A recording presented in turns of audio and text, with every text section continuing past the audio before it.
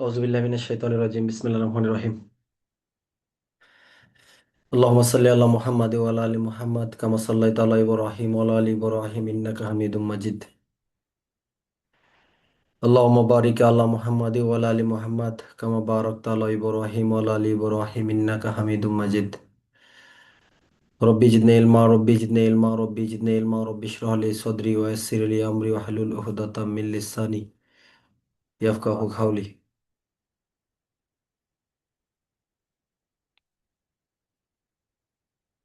অস্ত্রায়ণ চলমান আপনাদের বেঁচে, হ্যাঁ? মুরাদ বেঁচে অস্ত্রায়ণ না?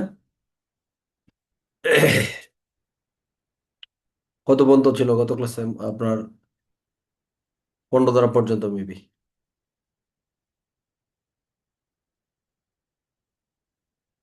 শুনতে পাচ্ছেন তো, হ্যাঁ? আচ্ছা, ওকে। ঠিক আছে, অস্ট্রাইন শেষ হবে আজকে ইনশাল্লাহ।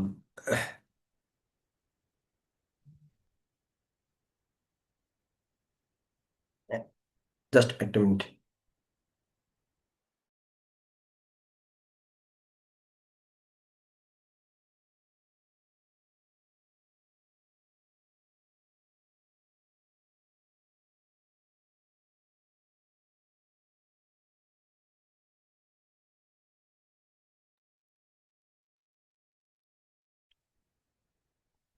ফৌজদারি কার্যবিধি আইন মনে আছে? হ্যাঁ, মনে আছে তো? আজকে রিভিশন দিছিলেন? আজকে কি রিভিশন দিয়েছেন ফৌজদারি কার্যবিধি? হাত উঠান যে আজকেই পড়ছি। Very good. যাক, পাওয়া গেছে লোক কিছু। আচ্ছা। ফৌজদারি কার্যবিধি, সাক্ষ্য আইন, দণ্ডবিধি, পুলিশ প্রবিধান।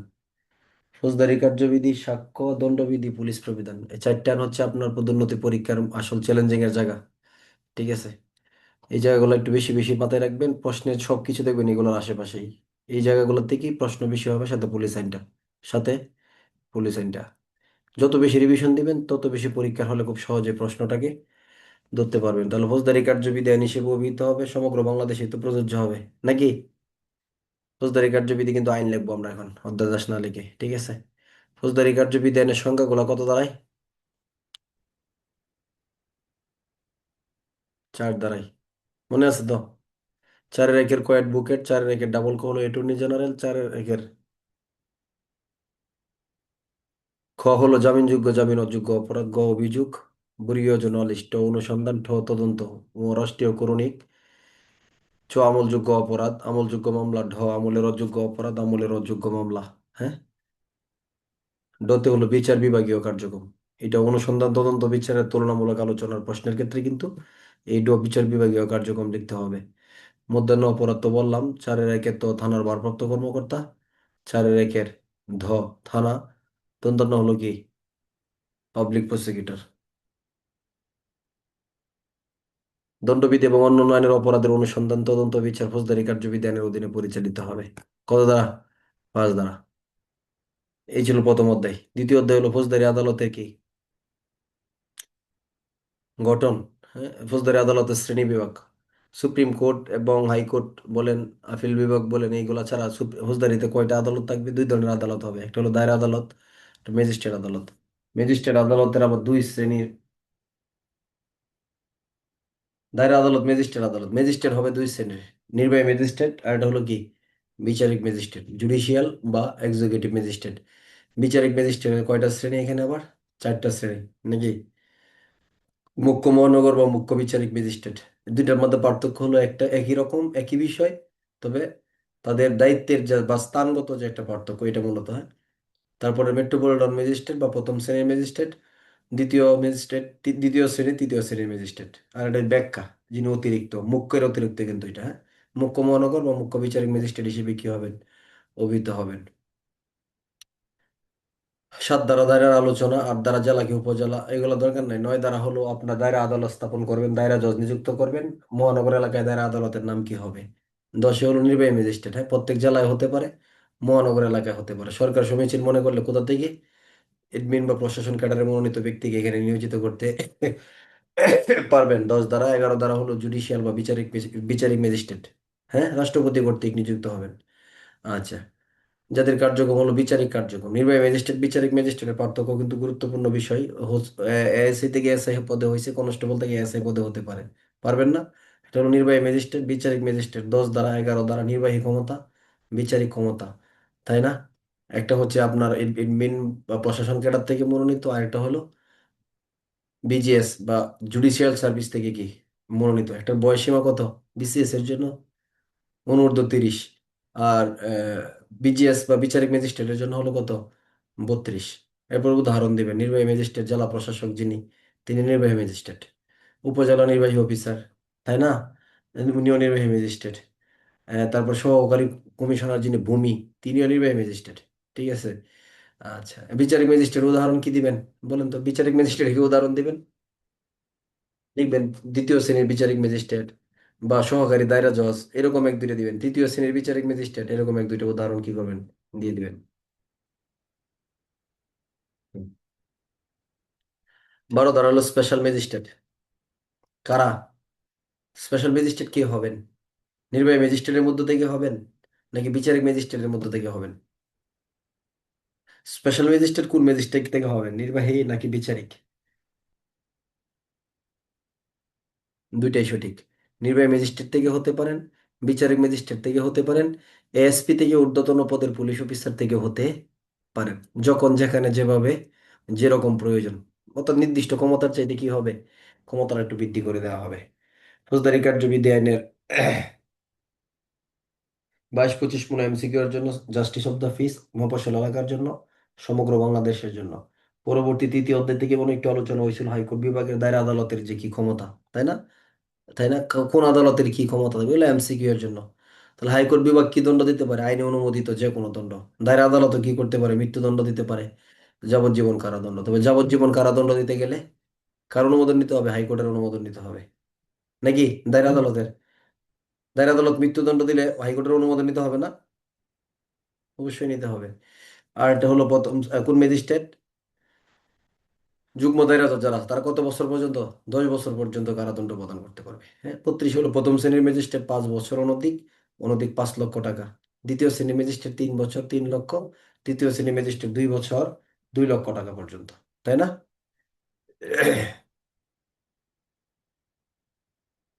ফৌজদারি কার্যবিধির 4র্থ অধ্যায় থেকে ফৌজদারি কার্যবিধির 14 নম্বর অধ্যায়, এগুলো হলো ফৌজদারি কার্যবিধির প্রশ্নের জন্য সবচেয়ে সম্ভাবনাময় জায়গা।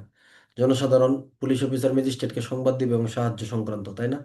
পুলিশ অফিসার নির্বাহী ম্যাজিস্ট্রেট বা বিচারিক ম্যাজিস্ট্রেট কেউ জনসাধারণ যুক্তিসঙ্গতভাবে কি করবেন, সাহায্য করবেন। কি কি 42-এর ক হলো গ্রেপ্তার পলায়ন প্রতিরোধের ক্ষেত্রে, খ হলো শান্তি শৃঙ্খলা রক্ষা দমন বা প্রতিরোধ বা সরকারি সম্পত্তি রক্ষার ক্ষেত্রে সাহায্য করতে বাধ্য থাকবেন। যদি সাহায্য না করেন তাহলে তারা দণ্ডবিধির 187 ধারায় দণ্ডিত হবেন। তবে দুইটা ক্ষেত্রে সাহায্য করতে বাধ্য নয়। কি কি? মামলার সাক্ষী সংগ্রহ করে দিতে, পলাতক আসামি ঠিকানা খুঁজে বের করে দিতে। পুলিশ ব্যতীত অন্য ব্যক্তি পরোয়ানা কার্যকর করলে তাকে সাহায্য করবেন 43 ধারা। 44 কতিপয় ব্যক্তি রাষ্ট্রদ্রোহ, বেআইনি সমাবেশ, দাঙ্গা, চুরি, ডাকাতি, দস্যুতা, অনিষ্ট, খুন, অপরাধজনক অনধিকার প্রবেশ, নরহত্যা ইত্যাদি সম্পর্কিত বা অপরাধজনক নরহত্যা ইত্যাদি সম্পর্কিত অপরাধের সংবাদ পুলিশ অফিসার ম্যাজিস্ট্রেটকে দিয়ে সাহায্য করবেন। 45 ধারা গ্রাম প্রধান, জমির মালিক, হিসাব নবিশ তারা পুলিশ অফিসার ম্যাজিস্ট্রেটের মধ্যে যে নিকটবর্তী তাকে নিম্নলিখিত অপরাধের সংবাদ দিয়ে সাহায্য করতে বাধ্য থাকবেন। 45-এর ক কোন গ্রামের ভিতরে দুর্দান্ত প্রকৃতির চোরাই মালের এজেন্ট বা গ্রাহক ইত্যাদি সম্পর্কিত, খ ঠক ডাকাত পলাতক আসামি বা ঘোষিত অপরাধী হতে পারে। গতে হলো কি বেআইনি সমাবেশ, দাঙ্গা হাঙ্গামা। ঘ কোনো ধরনের জামিনের অযোগ্য কোনো অপরাধ হতে পারে, অথবা কোনো নিখোঁজ ব্যক্তি হতে পারে, অপমৃত্যুর কোনো ঘটনার সংবাদ হতে পারে।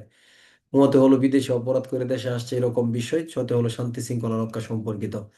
45-এর 2 সরেও গ্রাম বলতে গ্রামের জমিকেও বোঝাবে। সরাই হলো প্রক্লেম বা ঘোষিত অপরাধী বলতে কি বোঝানো হয়। ফৌজদারি কার্যবিধি আইনের পরবর্তী অধ্যায় গ্রেপ্তার পলায়ন পুনরায় গ্রেপ্তার, কথা বা কার্য দ্বারা হেফাজতে আত্মসমর্পণ না করলে দেহ স্পর্শ করে গ্রেপ্তার করা যাবে। 46-1 দ্বারা গ্রেপ্তারে বাধা বা পলায়নের চেষ্টা করলে সকল পদ্ধতি বা কৌশল অবলম্বন করে গ্রেপ্তার করা যাবে। 46-এর ক ধারা 2 ধারা। 46-3 ধারা হলো মৃত্যুদণ্ড, যাবজ্জীবন কারাদণ্ডে দণ্ডীয় অপরাধে অভিযুক্ত না হলে তাকে গ্রেপ্তার করার সময় মৃত্যু ঘটানো যাবে না। 46-3 ধারা। 47 বাড়ির মালিকের অনুমতি নিয়ে, ও মাঝখানে তো রয়ে গেছে অনেকগুলা, এগুলো মনে আছে কি? এগুলো তো না পড়লে মনে থাকবে না।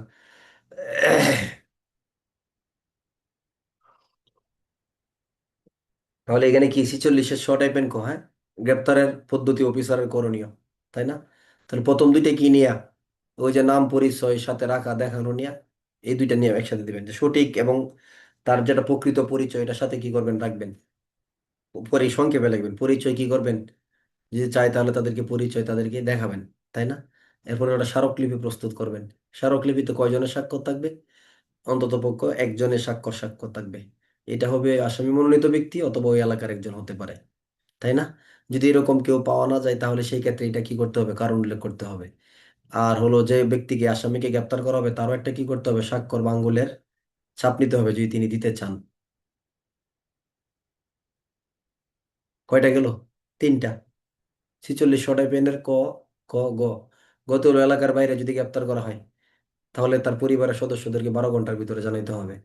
মতে হলো যদি অসুস্থ হয়ে থাকে তাহলে যে 46 টাইপের এর অধীনে চিকিৎসার ব্যবস্থা করতে হবে। আর ছতে হলো 12 ঘন্টার ভিতরে তার পরিবারের সদস্য বা আইনজীবীদের সাথে, এগুলো থেকে প্রশ্ন বেশি হবে। 12 ঘন্টার ভিতরে তার পরিবারের সদস্য বা আইনজীবীর সাথে কি করতে হবে, দেখা সাক্ষাৎ করায় দিতে হবে। 46 টাইপের ক। খতে হলো গ্রেপ্তার সম্পর্কে অফিসিয়াল এন্ট্রি রেজিস্টার এবং জিডি, নাকি? তাহলে অফিসিয়াল এন্ট্রি রেজিস্টারে কি কি বিষয় লিখতে হবে? গ্রেপ্তারকে, গ্রেপ্তারের কারণ, কোথায় গ্রেপ্তার করা হয়েছে, তাই না? তাহলে গ্রেপ্তারের সম্পর্কিত আপনাকে সংবাদটা কে দিছিল এটা, আপনি কাদেরকে তথ্য দিছেন এবং কার হেফাজতে আছে, এই চারটে বিষয় হলো এন্ট্রি রেজিস্টারে। তারপরে জিডিতে লিপিবদ্ধ করতে হবে। যদি অন্য এলাকার হয়ে থাকে তাহলে সেই ক্ষেত্রে কি করতে হবে, লিপিবদ্ধ করে ওইটা প্রেরণ করে দিতে হবে ওই এলাকার ভিতরে। তার পরিবারের সদস্যদেরকে কি করতে হবে, তথ্য দিতে বাধ্য থাকতে হবে। খ, গত হলো এসআই পদের উপরের একজন অফিসারকে মহানগর পুলিশ কমিশনার অথবা পুলিশ সুপার কি করবেন, এই গ্রেপ্তার সম্পর্কিত বিষয়গুলা কি করার জন্য, তথ্য লিপিবদ্ধ করার জন্য, সংরক্ষণের জন্য বা ডিজিটাল মাধ্যমে প্রদর্শনের জন্য কি করবেন, এএসআই বা উপরের পদমর্যাদার একজন অফিসারকে নিযুক্ত করবেন। গ্রেপ্তারকারী ব্যক্তি যে অফিসারের হেফাজতে আছে তার স্বাস্থ্যতা, নিরাপত্তা সুস্থতার জন্য তিনি কি থাকবেন, নিরাপত্তার জন্য তিনি দায়ী থাকবেন। ঘ আর উমতে হলো যদি অসুস্থ বা কাটাছেঁড়া জখমের চিহ্ন থাকে সরকারি বা নিবন্ধিত প্র্যাকটিশনার বা চিকিৎসকের মাধ্যমে তার কি করাইতে হবে, চিকিৎসা করাইতে হবে। এটা হলো প্রথম অংশ। দ্বিতীয় অংশ হলো যদি মহিলা হয়ে থাকে, না এটা প্রথম অংশের ক্ষেত্রেই, মহিলা যদি হয়ে থাকে তাহলে সেই ক্ষেত্রে কি করতে হবে, মহিলা ডাক্তার বা মহিলা নার্সের উপস্থিতিতে করতে হবে। এটা হলো ওর আপনার প্রথম অংশ। দ্বিতীয় অংশের ক্ষেত্রে কি করতে হবে, এই সার্টিফিকেট প্রদান করতে হবে পুলিশ অফিসারকে বা যে অসুস্থ বা আহত তাকে বা তার পরিবারের সদস্যদেরকে। আর যদি কোনো ব্যক্তি অসুস্থ অবস্থায় ম্যাজিস্ট্রেটের কাছে কি করতে হয়, হাজির করতে হবে না? ম্যাজিস্ট্রেটের কাছে তো হাজির করতে হবে এই ব্যক্তি, তবে যদি অসুস্থ অবস্থায় থাকে তাহলে সেই ক্ষেত্রে কি প্রক্রিয়া অবলম্বন করতে হবে। এইখানে দুইটা প্রসেস লিখতে পারেন। তাহলে আপনার ম্যাজিস্ট্রেট কি করতে পারবে যদি এরকম একটা অবস্থা হয়ে থাকে যে তাকে আপনার হাসপাতালে নিতে হবে, চিকিৎসা করতে হবে, তাহলে ম্যাজিস্ট্রেটের সামনে হাজির না করে ভিডিও লিঙ্কেজের মাধ্যমে কি করা যাবে, তাকে হাজির করা যাবে। এই তো, এইগুলোই তো। আচ্ছা, 47 বাড়ির মালিকের অনুমতি নিয়ে প্রবেশ করতে হবে, তল্লাশি করতে হবে। 48 দ্বারা বাড়ির মালিক যদি অনুমতি না দেয় তাহলে সেই ক্ষেত্রে কি করতে হবে,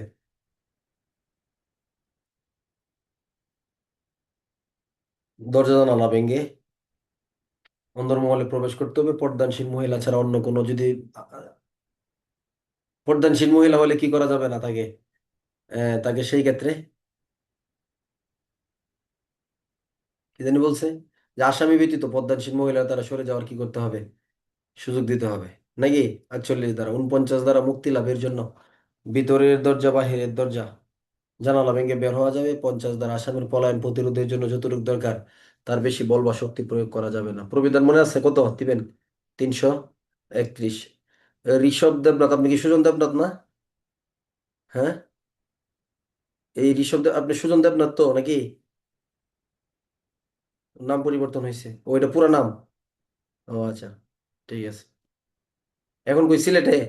কক্সবাজার থেকে সিলেট?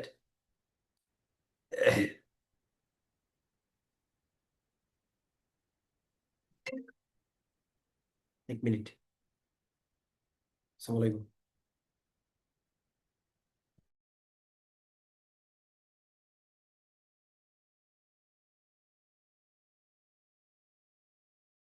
ঠিক আছে, আসসালামু আলাইকুম। ফৌজদারি কার্যবিধি আইনের 51 ধারা গ্রেপ্তারকৃত ব্যক্তির দেহ তল্লাশি বা আটককৃত ব্যক্তির দেহ তল্লাশি, হ্যাঁ। জামিনের ব্যবস্থা যদি না থাকে তাহলে তল্লাশি করতে হবে। জামিনের ব্যবস্থা যদি থাকে তাহলে কি তল্লাশি করা যায়? জামিনের ব্যবস্থা থাকলে তল্লাশি করা যাবে? যদি জামিন নিতে অসমর্থ হয় বা জামিন নিতে না পারে, সুযোগ আছে কিন্তু, বুঝলে? আচ্ছা, কে তল্লাশি করবেন?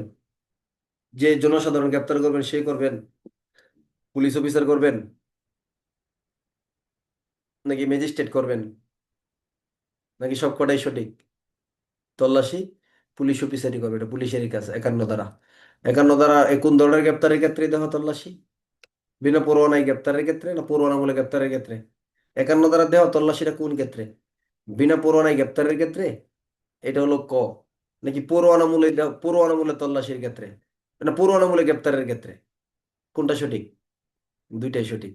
হোক বিনা পরোয়ানায়, হোক পরোয়ানায়, অথবা আপনার কোনোভাবে জনসাধারণ গ্রেপ্তার করে দিয়ে গেছে, সেই ক্ষেত্রে গ্রেপ্তার তার দেহ তল্লাশি বিধান 51 ধারায়। কত ধারা? 51। মহিলা হলে মহিলার দ্বারা করাইতে হবে। 51 ধারা সংশোধনী আছে কিন্তু, আবার আছে না একটা সংশোধনী? তল্লাশি তালিকা প্রস্তুত করতে হবে, সাক্ষীদের সাক্ষ্য নিতে হবে, তাকে তালিকা প্রদান করতে হবে, আপত্তিকর আক্রমণাত্মক অস্ত্রশস্ত্র পাইলে হেফাজতে নিতে হবে, আসামিকে যে আদালতে প্রেরণ করবেন সে আদালতে প্রেরণ করতে হবে। 54 ধারা পুলিশ অফিসার গ্রেপ্তার করতে পারবে ম্যাজিস্ট্রেটের অনুমতি ছাড়াই। 11টা নাকি? মনে আছে তো? প্রথম, পুলিশের সামনে যদি কোনো আমলযোগ্য অপরাধ সংগঠন করে। 2 নাম্বার, এমন কোনো অপরাধ করছে, মেলা লম্বা কিচ্ছা গাইরে, আপনি শুধু 5টা লিখবেন। কয়টা লিখবেন? যে 7 বছর বা তার কম সময় হতে পারে, পুলিশ যুক্তিসঙ্গত মনে করছে বা গ্রেপ্তার করা প্রয়োজনে চিকিৎসা কাহিনী না লিখে লিখবেন 54-র এই 2 নাম্বার অংশে বা দ্বিতীয়ত অংশে গ্রেপ্তার করতে পারেন। কেন? অপরাধ প্রতিরোধ করার জন্য, তদন্তের স্বার্থে, তাই না? কোনো ব্যক্তিকে যেন সে যেন কোনো সাক্ষ্য প্রমাণ নষ্ট না করতে পারে। এই তো মনে হয় অনেকদিন আগে দেখা, আপনার দেখা হয় না এগুলো পরে আর। তবে রিভিশন দিতে হবে এখন, নাহলে তো আমি ভুলে যাচ্ছি আসলে। এরপরে চতুর্থ অংশ কি বলছে? যেন কোনো ব্যক্তিকে ভয়ভীতির প্রলোভন প্রতিশ্রুতি দেখাইতে না পারে। আর একটা অংশ হলো আদালতে হাজির করার প্রয়োজন, এই না? আর তিনি হলো 7 বছরের বেশি বা মৃত্যুদণ্ড যাবজ্জীবন হইতে পারে এরকম অপরাধের অভিযোগ বা সন্দেহের ক্ষেত্রে করা যাইতে পারে।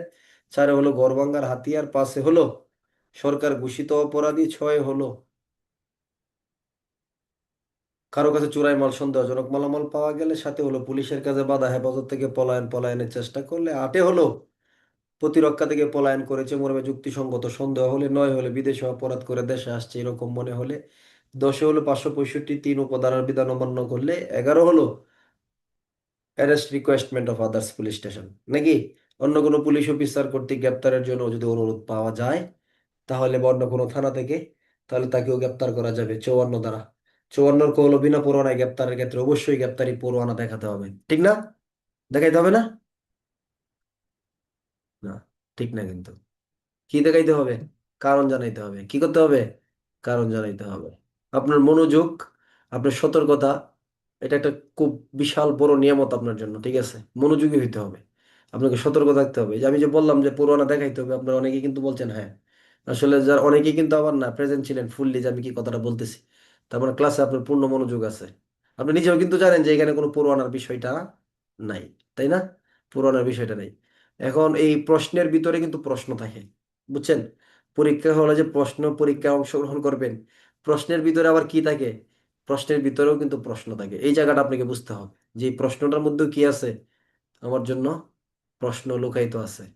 সবাই কিন্তু প্রশ্ন দেখবে, আপনি কি দেখবেন? প্রশ্নের ভিতরে প্রশ্নগুলোকে খুঁজে বের করবেন। তাহলে সেই ক্ষেত্রে আপনার সঠিক উত্তরটা বের হয়ে আসবে। এটা খুব একটা গুরুত্বপূর্ণ বিষয় কিন্তু। 10 জন মনে করবে যে এই প্রশ্নের উত্তর এইটাই, এরকমই হয়, সহজ প্রশ্ন। কিন্তু আপনি দেখবেন এর ভিতরে কি আছে, একটু গভীরতা আছে। আসলে এরকমটা না। এই প্রশ্নের আসলে এই রূপ কিন্তু এটা না। প্রতি বছর আপনি দেখেন, প্রত্যেকটা বছর প্রশ্নের ক্ষেত্রে দেখেন মনে হইতেছে এটা, কিন্তু আসলে জায়গাটা এরকমটা না, কিছুটা ডিফারেন্ট আছে এখানে। আপনাকে ওই জায়গাটা খুঁজে বের করতে হবে, ঠিক আছে? সর্বোচ্চ সাবধানতা অবলম্বন করতে হবে, হুঁশিয়ারি। ঠিক আছে, খুব হুঁশিয়ার থাকতে হবে প্রশ্ন হাতে পাওয়ার পর। পুলিশ ফৌজদারি কার্যবিধি 55 ধারা, থানার ভারপ্রাপ্ত কর্মকর্তা ববগরি, এগুলো তো সব পারেন আপনার, রিভিশনদের কি হবে? সবই তো পারেন, ঠিক আছে? ফৌজদারি কার্যবিধির 55 ধারা, থানার ভারপ্রাপ্ত কর্মকর্তা কর্তৃক ববগরে বা প্রবৃত্ত অপরাধীকে গ্রেপ্তার করতেও পারেন, করাইতেও পারেন। 55 একের কেন? যে ব্যক্তি অপরাধ করার জন্য সাবধানতা অবলম্বন করে বা উপস্থিতি গোপন করে বা নিজের নাম পরিচয় গোপন করে, হ্যাঁ কেন? বড় ধরনের বা আমলযোগ্য অপরাধের জন্য। খতে হলে ববগরে সন্দেহভাজন ব্যক্তি, গতে হলো অভ্যাসগত অপরাধী যারা। এই ধরনের ব্যক্তিকে যখন অপর অফিসার দ্বারা গ্রেপ্তার করাবেন তখনকার পদ্ধতি 56 লিখিত আদেশ দিবেন, কারণ জানায় যে গ্রেপ্তার করতে যাবেন ওসি সাহেবের লিখিত আদেশ তাকে দেখাবেন এবং গ্রেপ্তারের কারণ সম্পর্কে তাকে জানাবেন নাকি? 56 ফৌজদারি কার্যবিধি আইনের 57 ধারা, নাম ও ঠিকানা জানাইতে যদি অস্বীকৃতি জানায় অথবা আমলের অযোগ্য অপরাধের অভিযুক্ত হয়, নাম ঠিকানা না দেয় অথবা মিথ্যা দেয়, তাহলে তার সঠিক নাম ঠিকানা যাচাই করার জন্য পুলিশ গ্রেপ্তার করতে পারবেন। এই ধরনের ব্যক্তির সঠিক নাম ঠিকানা পাওয়া গেলে, তাই না, ম্যাজিস্ট্রেটের কাছে হাজির হওয়ার শর্তে জামিনদার সহ বা ব্যতীত মুচলেকা নিয়ে তাকে ছেড়ে দেওয়া যাবে। তবে এই ব্যক্তি বাংলাদেশের বাসিন্দা না হইলে তার মুচলেকার পক্ষে বাংলাদেশের এক বা একাধিক জামিনদার লাগবে। 57(3) হলো, যদি তার নাম ঠিকানা পাওয়া না যায় অথবা তার জামানত, মুচলেকা অথবা জামিন এর ব্যবস্থা না থাকে, তাহলে সেই ক্ষেত্রে 24 ঘন্টার ভিতরে আদালতে প্রেরণ করতে হবে। পুলিশ অফিসার যাকে গ্রেপ্তারের জন্য ক্ষমতা পান তাকে বাংলাদেশের যে কোনো স্থানে অনুসরণ করতে পারবেন, গ্রেপ্তার কিন্তু নয়, অনুসরণ করতে পারবেন। 58 ধারা, বাংলাদেশের কোনো নাগরিকের সামনে কোনো ব্যক্তি আমলযোগ্য অপরাধ করলে, জামিনের অযোগ্য অপরাধ করলে অথবা অপরাধী যদি ব্যক্তিটি ঘোষিত হয়ে থাকে, তাহলে জনসাধারণ গ্রেপ্তার করে নিকটস্থ পুলিশের কাছে নিয়ে যাবেন। পুলিশ না পেলে থানায় নিয়ে যাবেন। 59(1), যদি ব্যক্তির অপরাধটা 54 ধারাভুক্ত হয়, পুলিশ অফিসার তাকে আবার 59(2) গ্রেপ্তার করবেন। 59(3), এই ব্যক্তির অপরাধটা যদি আমলের অযোগ্য হয়, 57 ধারা পূর্বক, 57 ধারা অনুসারে নাম ঠিকানা জিজ্ঞেস পূর্বক তার বিরুদ্ধে কি করবেন, ছেড়ে দিবেন। হ্যাঁ, 57 ধারা ব্যবস্থা নেবেন। আর অপরাধী না হইলে কি করবেন, ছেড়ে দিবেন। গ্রেপ্তারকৃত ব্যক্তিকে ম্যাজিস্ট্রেট ওসির কাছে নিয়ে যেতে হবে। 60, কোনো ব্যক্তিকে বিনা পরোয়ানায় গ্রেপ্তার করার পর ফৌজদারি কার্যবিধির 167 ধারার আদেশ যদি না থাকে, তাহলে সেই ক্ষেত্রে তাকে 24 ঘন্টার বেশি রাখা যাবে না, বা 24 ঘন্টার ভিতরে প্রেরণ করতে হবে। সংবিধান অবশ্যই লিখতে হবে এখানে। সংবিধানের ক্লাস আপনাদের আলাদা 2টা ক্লাসই নিব আমি ইনশাল্লাহ। তাহলে সেই ক্ষেত্রে তাকে সংবিধানের 33 অনুচ্ছেদ লিখবেন এখন আপাতত, ঠিক আছে, অথবা 33-2 লিখতে পারেন, সমস্যা নেই। এরপরে আসেন আপনার ফৌজদারি কার্যবিধি আইনের 62 ধারা, গ্রেপ্তার সম্পর্কে মুখ্য মহানগর মুখ্য বিচারিক ম্যাজিস্ট্রেট, হ্যাঁ, অথবা জেলা ম্যাজিস্ট্রেট মনে হয়, তাকে কি করতে হবে, রিপোর্ট দিতে হবে। 63 ধারা হলো, কোনো ব্যক্তিকে গ্রেপ্তার করার পর তার নিজের মুচলেকা, জামিন অথবা ম্যাজিস্ট্রেটের বিশেষ কোনো আদেশ না থাকলে তাকে ছেড়ে দেওয়া যাবে না। 64 ধারা, নির্বাহী ম্যাজিস্ট্রেট বিচারিক ম্যাজিস্ট্রেটের এখতিয়ারাধীন এলাকায় তার উপস্থিতিতে কোনো অপরাধ সংঘটিত হলে তিনি গ্রেপ্তার করতে পারেন, করাইতেও পারেন। 65 ধারা, এমন ক্ষেত্রে গ্রেপ্তার করাইতে পারেন বা পারেন যে ব্যক্তিকে গ্রেপ্তার করার জন্য তিনি পরোয়ানা প্রদান করার জন্য ক্ষমতাবান। 65 ধারা, 66 ধারা, আইনসঙ্গত হেফাজত থেকে যদি কোনো ব্যক্তি পলায়ন করে, যার হেফাজত থেকে পলায়ন করবে সেই ব্যক্তি সঙ্গে সঙ্গে তাকে বাংলাদেশের যে কোনো স্থানে অনুসরণ করতে পারবে বা গ্রেপ্তার করতে পারবে। 66, এই ধরনের গ্রেপ্তার করার সময় ফৌজদারি কার্যবিধি 47, 47, 49 ধারার বিধানসমূহ যথাসম্ভব প্রযোজ্য হবে। ফৌজদারি কার্যবিধি আইনের 67 ধারা, 67 গ্রেপ্তার করার পর কোনো ব্যক্তিকে ম্যাজিস্ট্রেটের কাছে হাজির করার পর যদি ম্যাজিস্ট্রেট দেখেন গ্রেপ্তার সম্পর্কিত নিয়মগুলো যথাযথ প্রতিপালিত হয় নাই, তাহলে তার বিরুদ্ধে কোন আইন অনুসারে ব্যবস্থা নেবে? পুলিশ আইন অনুসারে, দণ্ডবিধি, পুলিশ প্রবিধান অনুসারে, নাকি সার্ভিস রুলস অনুসারে? তো চাকরির যে নিয়ম নীতি বা রুলস আছে সেই অনুসারে ব্যবস্থা গ্রহণ করা হবে। কোন মামলার বাদী সাক্ষী ফরিয়াদীকে আদালতে হাজির করার জন্য বাদী সাক্ষী ফরিয়াদি আসামি হইতে পারে। আদালতের বিচারক বা সুপ্রিম কোর্টের মনোনীত অফিসার কর্তৃক স্বাক্ষরিত সিলমোহরকৃত 2 প্রস্তরের আদেশনামাকে সমন বলা হবে। কত নম্বর অধ্যায় আছে আমরা এখন? কত অধ্যায়? হুম, 6ষ্ঠ অধ্যায়। দলিল ও স্থাবর সম্পত্তি, অন্যায়ভাবে আটক ব্যক্তিকে উদ্ধার করার জন্য পরোয়ানা, তাই না? তাই না? না। তাহলে কি অধ্যায়? আদালতে হাজির করাইতে বাধ্য করার জন্য পরোয়ানা। আদালতে কি হাজির করাইতে বাধ্য করার জন্য পরোয়ানা সংক্রান্ত। ফৌজদারি কার্যবিধি আইনের 68 ধারা, পুলিশ প্রবিধানে 471 ব্যবহার করতে পারবো। 68(2) সমন পুলিশ অফিসার, আদালতের অফিসার বা সরকারি কর্মচারী জারি করতে পারবেন। ফৌজদারি কার্যবিধি আইনের 69 ধারা, সমন কেমন করিয়া জারি করতে হবে? এক কপি প্রদান বা প্রদানের প্রস্তাব করে ব্যক্তিগতভাবে জারি করবে। 69-1 অপর কপির অপর পৃষ্ঠায় প্রাপ্তি শেখা। সমন ভাই কেমন আছেন? হ্যাঁ, আমি একটু ক্লাস শেষে ফোন দিব আপনাকে। হ্যাঁ, কোথায় আছেন?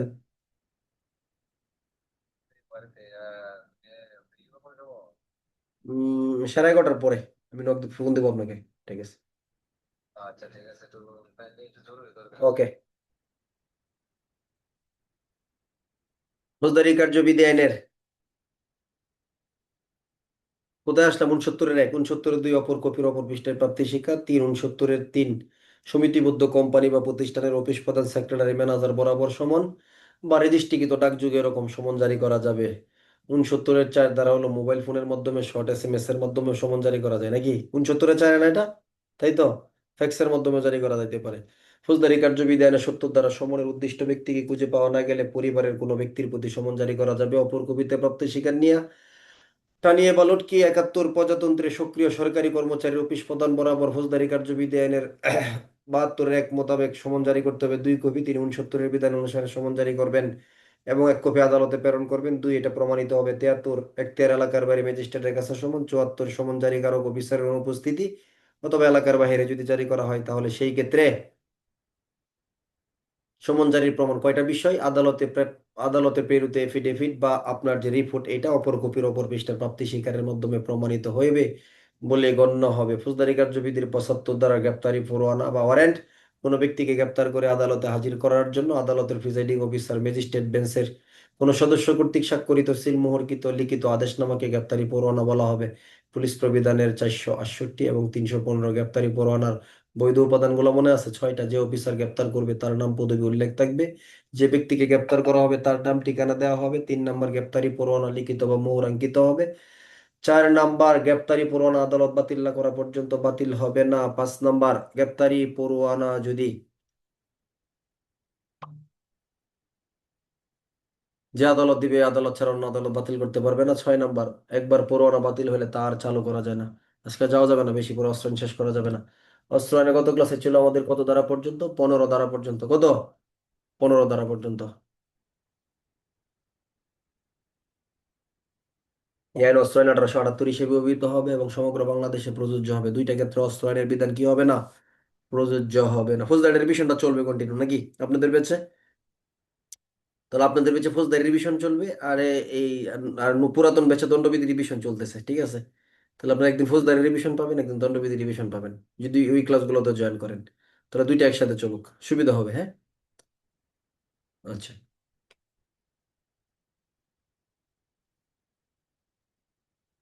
তাহলে আজকে কত পর্যন্ত আসলাম? 75 পর্যন্ত নাকি? 75। আচ্ছা, ঠিক আছে, 3টা ক্লাসে আমরা ফৌজদারি রিভিশন শেষ করবো, ঠিক আছে? ইনশাল্লাহ, যদি আল্লাহ তৌফিক দেয়।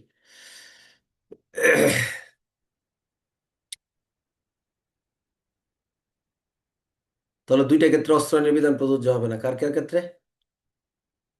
একটা হলো সেনা ও বিমান বাহিনীর ক্ষেত্রে। ক, মানে এরকম অপশন দেওয়া থাকবে, এরকম বলা আছে কি? অপশনগুলো 2টা ক্ষেত্রে, একটা হলো সমুদ্রগামী কোনো জাহাজে অস্ত্র শস্ত্র গোলা বারুদ সামরিক সরঞ্জামাদি যারা যুদ্ধের সম্ভার হিসেবে একটা। আর একটা হলো সরকারি বা সরকারি কর্মচারীর আদেশে ক্রয় বিক্রয় বা আমদানি রপ্তানি বা হস্তান্তর অথবা দখল প্রেরণ বহন, হ্যাঁ, অথবা দখলে রাখার ক্ষেত্রে প্রযোজ্য হবে না। 4 দ্বারা সংজ্ঞাসমূহ: কামান, অস্ত্র শস্ত্র গোলা বারুদ সামরিক সরঞ্জামাদি, লাইসেন্স বা লাইসেন্স কিন্তু কিছু আমার। অস্ত্র আইনের 5 ধারা হলো লাইসেন্স ব্যতীত অস্ত্র ক্রয় বিক্রয় উৎপাদন রূপান্তর করা যাবে না। 6 হলো আমদানি রপ্তানি করা যাবে না, সাথে মাল গোদামে রাখা যাবে না। এই কথাগুলো আপনাকে কি করতে হবে? অবশ্যই মনে রাখতে হবে। এই কথাগুলো আপনাকে অবশ্যই মনে রাখতে হবে। অস্ত্র আইনের 10, কিসের উপর নিষেধাজ্ঞা? বহনে, দখলে, পরিবহনে, পরিবহনের উপরে, পরিবহনের উপরে। অস্ত্র আইনের আপনার পরবর্তী ধারা হলো 11, তল্লাশির ঘাঁটি স্থাপন করার ক্ষমতা। অস্ত্র আইনের 12 ধারা হলো সন্দেহজনক অস্ত্র বহনকারী ব্যক্তিকে কি করবে? পরোয়ানা ছাড়াই গ্রেপ্তার করবে। এই ধরনের ব্যক্তি যদি অস্ত্র মুক্ত করবে বা অস্ত্র কারিয়ে নেবে। এই ব্যক্তি যদি জনসাধারণ হয়ে থাকে তাহলে পুলিশের কাছে নিয়ে যাবে, পুলিশ ম্যাজিস্ট্রেটের কাছে নেবে। লাইসেন্সের অনুমোদিত পরিমাণ পদ্ধতি ব্যতিরেকে কোনো ব্যক্তি অস্ত্র শস্ত্র কি করতে পারবে না? বহন করতে পারবে না। সেই ক্ষেত্রে তার অস্ত্রকারী বা অস্ত্রমুক্ত করা যাবে। অস্ত্র আইনের 14 ধারা হলো নিজ দখলে রাখতে পারবে না। 15 ধারা হলো সরকার গেজেট প্রকাশের মাধ্যমে কোনো এলাকাকে এই ধারার বিধান সম্প্রসারিত করতে পারেন, যে কোনো এলাকায় অস্ত্র কি করা যাবে না, রাখা যাবে না। এই পর্যন্ত। গত ক্লাসটা অস্ত্র আইনে মোটামুটি গুরুত্বপূর্ণ কম ছিল। অস্ত্র আইনে আজকে যে জায়গাগুলো এগুলো প্রশ্নের জন্য বেশি গুরুত্বপূর্ণ হবে, ঠিক আছে?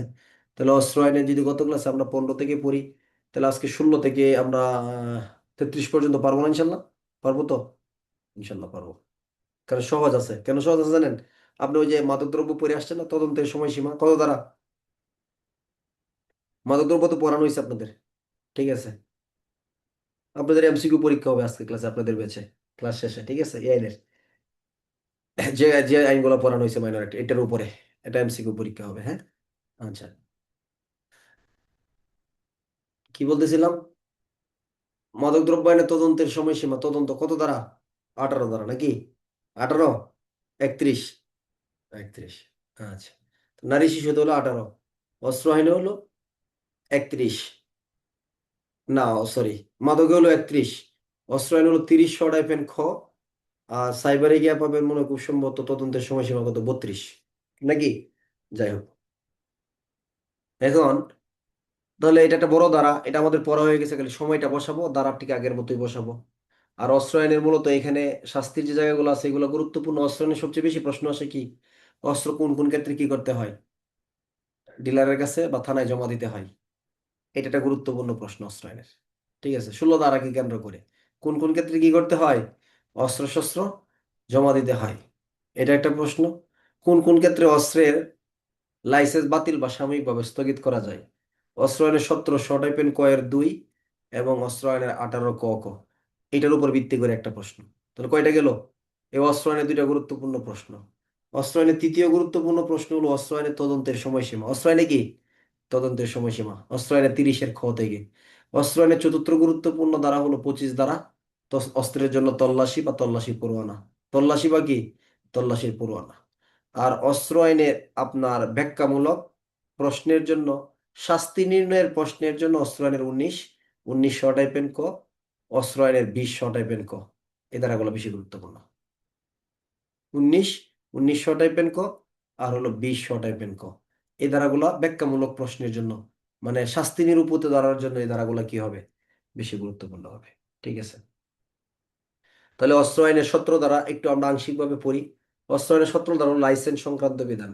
অস্ত্র আইনের 19 ধারাটাকে ভালো করে বোঝার জন্য এই জায়গাটা একটু পড়লে ভালো হয়। কত ধারাটা বোঝার জন্য, অস্ত্র আইনের 19 বা 19-এর কটা ভালো করে বোঝার জন্য এই 17 ধারার। যদি একদম প্রশ্নটা হার্ড লেভেলে চলে যায়, যে পদেই হোক, তাহলে 17 ধারার প্রশ্ন করা হতে পারে। তাছাড়া সাধারণত 17 ধারা থেকে এভাবে প্রশ্ন আসবে না। তাহলে 17 ধারা আমরা 4টা শব্দ পড়বো, কয়টা, 4টা। এই 4টা কথা মনে রাখেন, তাহলে আমাদের প্রশ্ন যেভাবেই হোক অস্ত্র আইনের আর কোনো প্রশ্ন আমাদের মিসিং হবে না। তাহলে 17 ধারার আলোচনার বিষয়বস্তু কি অস্ত্র আইনের, অস্ত্র আইনের 17 ধারার আলোচনার বিষয়বস্তু হলো লাইসেন্স সম্পর্কিত বিধিমালা প্রণয়নের ক্ষমতা। এখন লাইসেন্স নিয়ে কি বিধিমালা প্রণয়ন করবে, এটা আমাদের জন্য এত জরুরি কেন, না এত জরুরি না। কিন্তু এইখানে দুইটা বিধি বিধান আছে। এই দুইটা বিধান অমান্য করলে অস্ত্র আইনের 19 ধারা থেকে কি দেওয়া যায়, শাস্তি দেওয়া যায়। 19 ধারাতে শাস্তি দেওয়া যায়, এই জন্য আমরা এই জায়গাগুলো একটা নিব। তো প্রথম প্রশ্ন, শাস্তির জায়গা বাদ দিয়ে আমরা প্রথম যে আলোচনাটা করব, যে 1878 সালের অস্ত্র আইনে বা অস্ত্র আইন অনুসারে লাইসেন্স সম্পর্কিত সরকার কি ধরনের বিধিমালা প্রণয়ন করতে পারে। তাহলে আপনি 4টা কথা বলেন আমার সাথে, যে কি কি বিধিমালা। একটা বিধিমালা হলো একদম সহজে বইয়ের ভাষায় কি লিখছে এভাবে আমরা দেখবো না, সরকার এরকম একটা বিধিমালা করবেন, লাইসেন্স এটা কতদিন বলবৎ থাকবে বা লাইসেন্সের সময়সীমা সম্পর্কিত বিধিমালা বা নীতিমালা। লাইসেন্সের কি নিয়ে, এটা কিন্তু পেঁচানো কথা আছে, অনেক কথা আছে। আমরা এখানে কর্মকর্তা নিযুক্ত করবে, সেই করবে সেই করবে, আমরা এতগুলা পারবো না। তাহলে সরকার অস্ত্র আইনের লাইসেন্স সম্পর্কিত কর্মকর্তা কর্মচারী নিযুক্ত করবেন এবং নিম্নলিখিত বিধিমালা প্রণয়ন করবেন। প্রথম বিধিমালা কি, তাহলে আপনি জাকির, আপনাকে অস্ত্রের লাইসেন্স দেওয়া হবে। এটার সময়সীমা আছে না, আজীবন থাকবে, আজীবন থাকবে লাইসেন্স, এটা নির্দিষ্ট সময়সীমা। তাহলে লাইসেন্সের সময়সীমা সম্পর্কিত নিয়ম কানুন, এটা হলো 1 নাম্বার। এরপরে লাইসেন্সের জন্য আপনার কি ফি নির্ধারণ বা স্ট্যাম্প নির্ধারণ করা হয়েছে, বা কত টাকা, লাইসেন্স নিলে টাকা লাগবে না, সরকারকে ট্যাক্স দিতে হবে না। তাহলে 2 নম্বর নীতিমালা আমরা পড়বো কি সম্পর্কিত, লাইসেন্সের জন্য কি পরিমাণ ফি অথবা স্ট্যাম্প ডিউটি নির্ধারণ করবে, অথবা লাইসেন্সের জন্য কি পরিমাণ অর্থ বা টাকা দিতে হবে, হ্যাঁ, বা ট্যাক্স দিতে হবে, এই সম্পর্কিত নীতিমালা। কয়টা গেল, তাহলে প্রথমটা হলো সময়, 2 নম্বরটা হলো কি টাকা। সময়, টাকা বা অর্থ বা ফি স্ট্যাম্প সম্পর্কিত নীতিমালা, সহজ না। এই দুইটা হতো লিখিত প্রশ্নের জন্য। আরেকটা নীতিমালা আমরা পড়বো কি জানেন, এটা হলো গ, এটা ইম্পর্টেন্ট বেশি, গ এবং উ। 17 গ এবং উ এই দুইটা জায়গায় ইম্পর্টেন্ট, কারণ এগুলো থেকে পরে আমি পরীক্ষার প্রশ্ন নিব আপনাদেরকে। তাহলে নির্ধারিত ফরমে যে লাইসেন্স গ্রহীতা নাম কি, জাকির। তাহলে জাকির কর্তৃক এই লাইসেন্স পাওয়ার পর তিনি কি কি কার্য সম্পাদন করছেন, লাইসেন্স পাইছে, তাহলে লাইসেন্সের অধীনে তিনি কি কি কাজ করছেন এটা, এবং এই মর্মে রেকর্ড অথবা হিসাব রক্ষার নির্দেশ দান এবং সরকার কর্তৃক নির্ধারিত কর্মকর্তা কর্তৃক উহা পরিদর্শন বা পর্যবেক্ষণের জন্য পেশ করার নির্দেশ দেন। তাহলে যে ব্যক্তি অস্ত্রের লাইসেন্স পাইছে, লাইসেন্সের অধীনে তিনি কি কি কাজ করছে এইগুলা সম্পর্কে রিপোর্ট বা তথ্য সংরক্ষণ করবে। এবং যদি কর্মকর্তা বা সরকারের নিকট থেকে কোনো কর্তৃপক্ষ বলে যে এই তথ্য রেকর্ড আমাদের কাছে আপনারা কি করেন, হাজির করেন এবং এগুলা আমাদের কাছে পর্যবেক্ষণের জন্য পেশ করেন, তাহলে কি করতে হবে? তারা এগুলা হাজির করতে বাধ্য থাকবে। তাহলে এই নীতিমালাটা কি হবে বলেন তো? যে যে ব্যক্তি অস্ত্রের লাইসেন্স পাবে, লাইসেন্সের অধীনে কি কি কার্যক্রম করছে, কি কি তথ্য রেকর্ড এবং সংরক্ষণ করছে, এই সম্পর্কে নীতিমালা। বুঝছেন? লাইসেন্সের অধীনে কি কার্যক্রম করছে, কি তথ্য বা রেকর্ড তিনি সংরক্ষণ করছে, এই সম্পর্কে নীতিমালা প্রণয়ন করতে পারবেন। এটা হলো গ। আপনি ক খ গ এখানে লেখার দরকার নাই। আর উর অংশটা যে গিয়ে পড়বেন, এটাও গুরুত্বপূর্ণ হইতে পারে। এটা হলো কি সংক্রান্ত? এই যে ক্ষমতাপ্রাপ্ত যে কোনো কর্মকর্তাকে এরকম লাইসেন্সধারী ব্যক্তির সঞ্চিত বা মজুতকৃত অর্থ বা তার নিয়ন্ত্রণাধীন সমুদয় অস্ত্রশস্ত্র গোলাবারুদ সামরিক সরঞ্জামাদি প্রদর্শন করার নির্দেশ। এটা কি নির্দেশ দিছে? তার রেকর্ড বা তথ্যগুলো প্রদর্শন, নাকি অস্ত্রশস্ত্র প্রদর্শন? অস্ত্র প্রদর্শন। তাহলে গতে আপনি আরো সহজে মনে রাখতে পারেন, লাইসেন্সের অধীনে কার্যক্রম এবং তথ্য রেকর্ড সংরক্ষণ ও প্রদর্শন।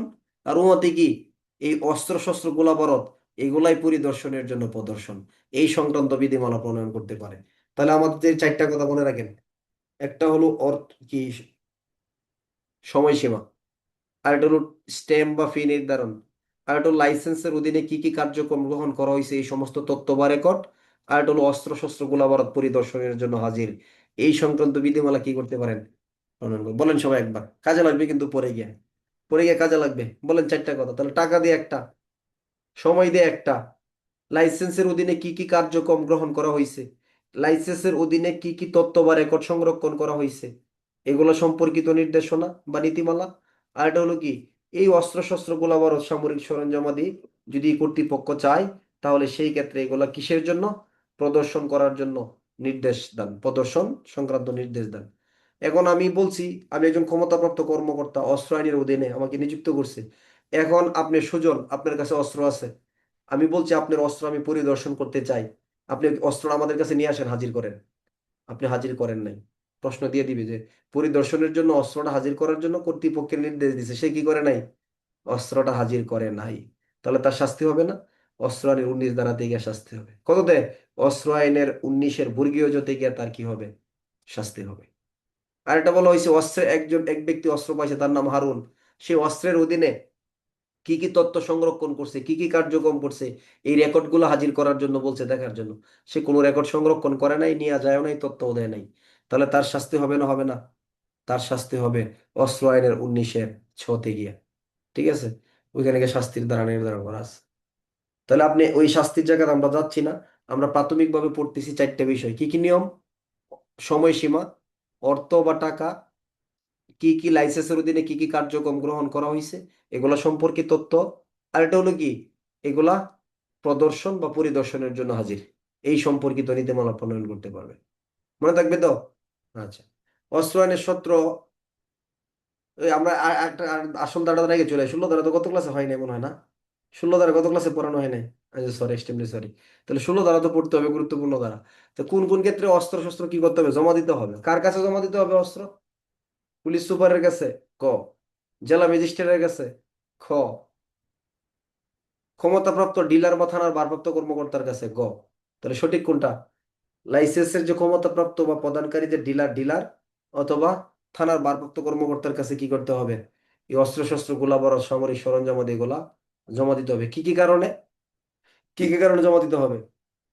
লাইসেন্সের মেয়াদ উত্তীর্ণ, অথবা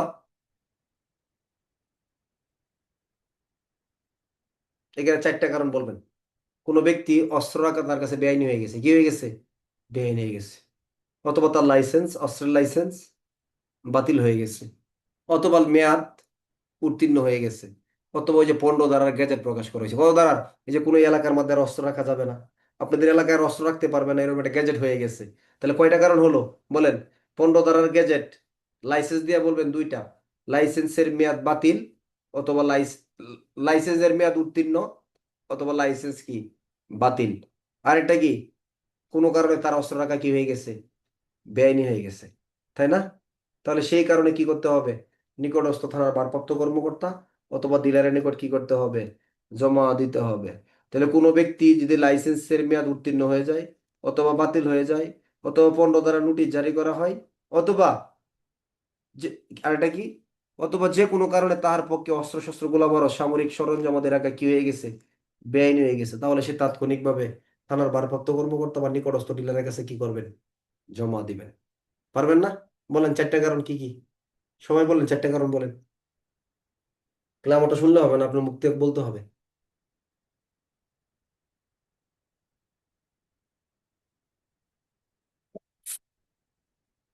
লাইসেন্স দিয়ে কয়টা?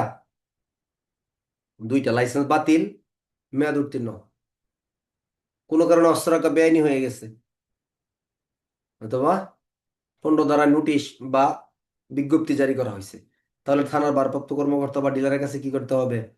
জমা দিতে হবে। অস্ত্র আইনের 16 কত ধারা? 1 ধারা।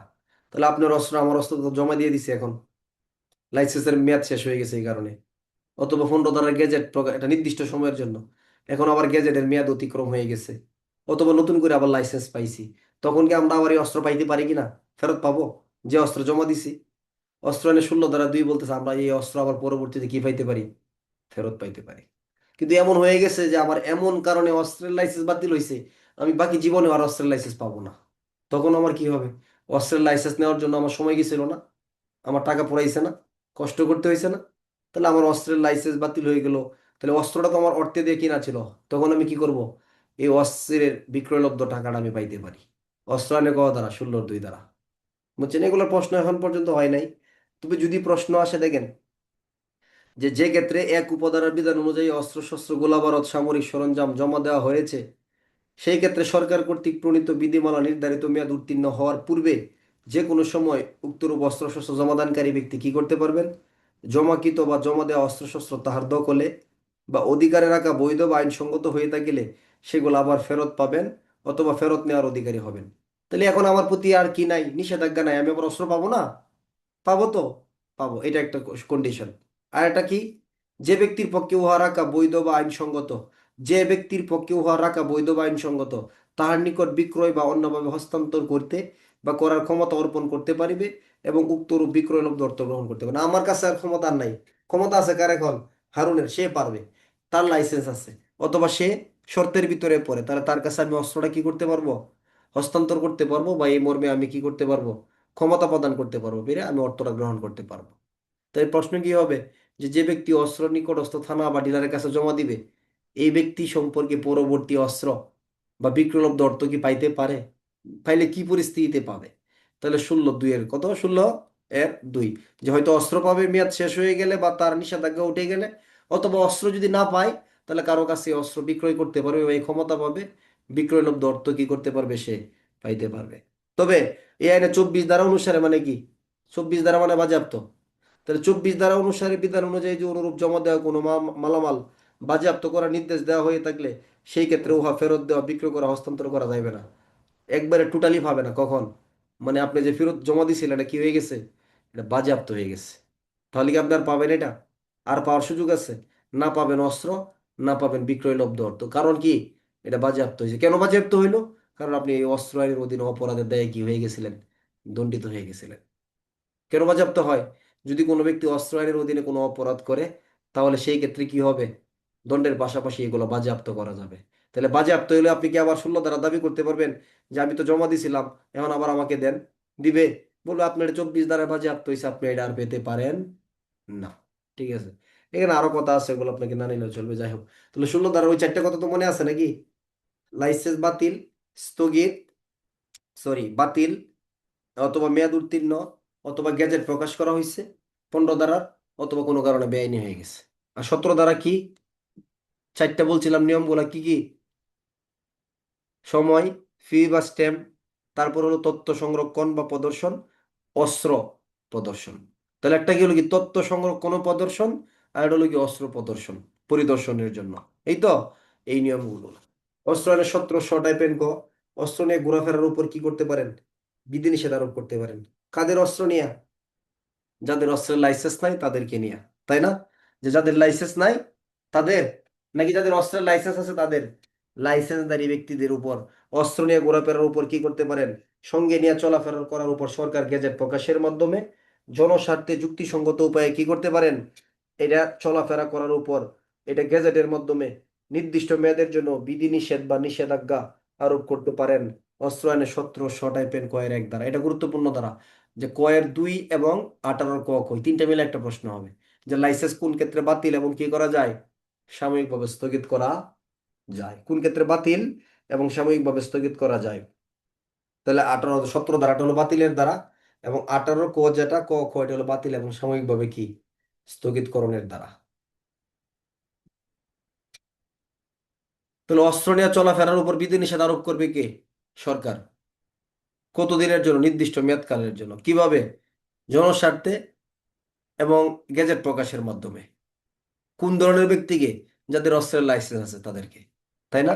1700-1 এখন এই বিধিনিষেধ আপনি অমান্য করলেন, তাহলে সেই ক্ষেত্রে কি করা হবে? যদি বিধিনিষেধ অমান্য করে তাহলে সেই ক্ষেত্রে আপনার বিরুদ্ধে কি হবে?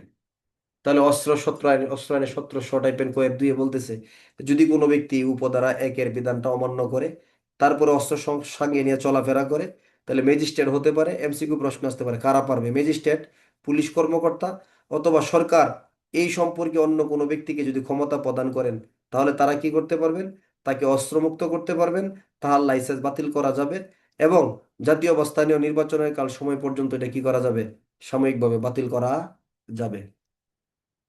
একটা হলো বাতিল করা যাবে, আর একটা হলো নির্বাচনকাল সময়ের জন্য সাময়িকভাবে বাতিল করা যাবে। আচ্ছা, এত গভীরে না নিলেও চলবে। তাহলে 17 ক-এর 1 কি নিয়ে বিধিনিষেধ? চলাফেরা নিয়ে বিধিনিষেধ। এই বিধিনিষেধ অমান্য করলে কি করতে পারবে? পুলিশ অফিসার, ম্যাজিস্ট্রেট বা সরকারের নিকট থেকে ক্ষমতাপ্রাপ্ত ব্যক্তি কি করতে পারবে? তাকে অস্ত্রমুক্ত করতে পারবে, এবং তার এই লাইসেন্স কি করা যাবে? বাতিল করা যাবে। কতদিনের জন্য? ওই যে আরেকটা কথা আছে, নির্বাচনকাল। হ্যাঁ, এখানে নির্বাচনকাল বলতে কোন সময় কি বোঝানো হয়েছে? এটা মনে হয় একবার এমসিকিউ প্রশ্ন আইছে। নির্বাচনের তফসিল ঘোষণার সময় থেকে ফলাফল প্রকাশ হওয়ার পর্যন্ত যে সময়টা, এই সময়টাকে কি বলা হয়? ব্যাখ্যাতে বলছে নির্বাচনকাল বলা হয়। তো আমরা এতগুলো নিব না। 17 ক-1 লাইসেন্সধারী ব্যক্তি অস্ত্র নিয়ে সঙ্গে নিয়ে চলাফেরার উপর সরকার বিধিনিষেধ আরোপ করতে পারেন।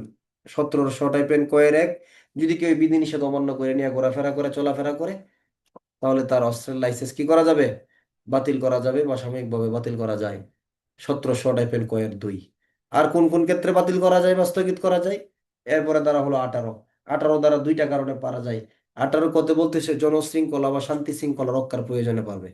আর কতে হলো কোনো ব্যক্তি যদি অস্ত্র আইনের অধীনে অপরাধের দায়ে কি হয়? দণ্ডিত হয়ে যায়, তাহলে সেই ক্ষেত্রে দণ্ড প্রদানকারী জজ বা ম্যাজিস্ট্রেট তার এটা বাতিল বা সাময়িকভাবে কি করতে পারবে? স্থগিত করতে পারবে। তাহলে যদি প্রশ্ন আসে কোন ক্ষেত্রে অস্ত্রের লাইসেন্স বাতিল অথবা সাময়িকভাবে স্থগিত করা হয়, তাহলে আমাদের কয়টা কথা লিখতে হবে? তিনটা। 17 ক-2, 18 ব্র্যাকেট ক, 18 ব্র্যাকেট খ। একটা হলো চলাচলের বিধিনিষেধ অমান্য করছে, এটা হলো বাতিল। আর একটা হলো কি? জনশৃঙ্খলা বা শান্তি শৃঙ্খলা রক্ষার প্রয়োজনে 18 ক। আর 18 খতে কি? যদি অস্ত্র আইনের কোনো অপরাধে, যদি কোনো ব্যক্তি অস্ত্র আইনের অধীনে কোনো অপরাধের দায়ে জজ বা ম্যাজিস্ট্রেট কর্তৃক দোষী সাব্যস্ত হয়ে থাকে, তাহলে ম্যাজিস্ট্রেট সেই ব্যক্তির লাইসেন্স বাতিল বা সাময়িকভাবে স্থগিত করতে পারবে। আর কতে কি বলছে? জননিরাপত্তা বা শান্তি শৃঙ্খলা রক্ষার প্রয়োজনে কি করতে পারবে? লাইসেন্স দানকারী কর্মকর্তা বা তার অধীনস্থ কোনো কর্মকর্তা কি করতে পারবেন, অথবা জেলার ম্যাজিস্ট্রেট যথাযথ কারণ লিপিবদ্ধ করিয়া লাইসেন্স বাতিল অথবা সাময়িকভাবে স্থগিত করতে পারবেন। তাহলে এমসিকিউ প্রশ্ন, লাইসেন্স বাতিল বা সাময়িকভাবে স্থগিত করার ক্ষমতা কার?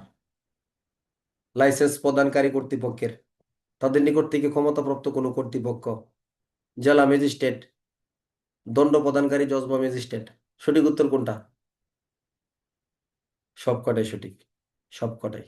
দণ্ড প্রদানকারী জজ ম্যাজিস্ট্রেট পারবে, জেলা ম্যাজিস্ট্রেট পারবে, তারপরে লাইসেন্সের যে প্রদানকারী কর্মকর্তা তিনি পারবেন, অথবা তার অধীনে যে ভারপ্রাপ্ত কর্মকর্তা, তারা সবাই লাইসেন্স বাতিল বা সাময়িকভাবে স্থগিত করতে পারবেন 18 ক এবং খ দ্বারা।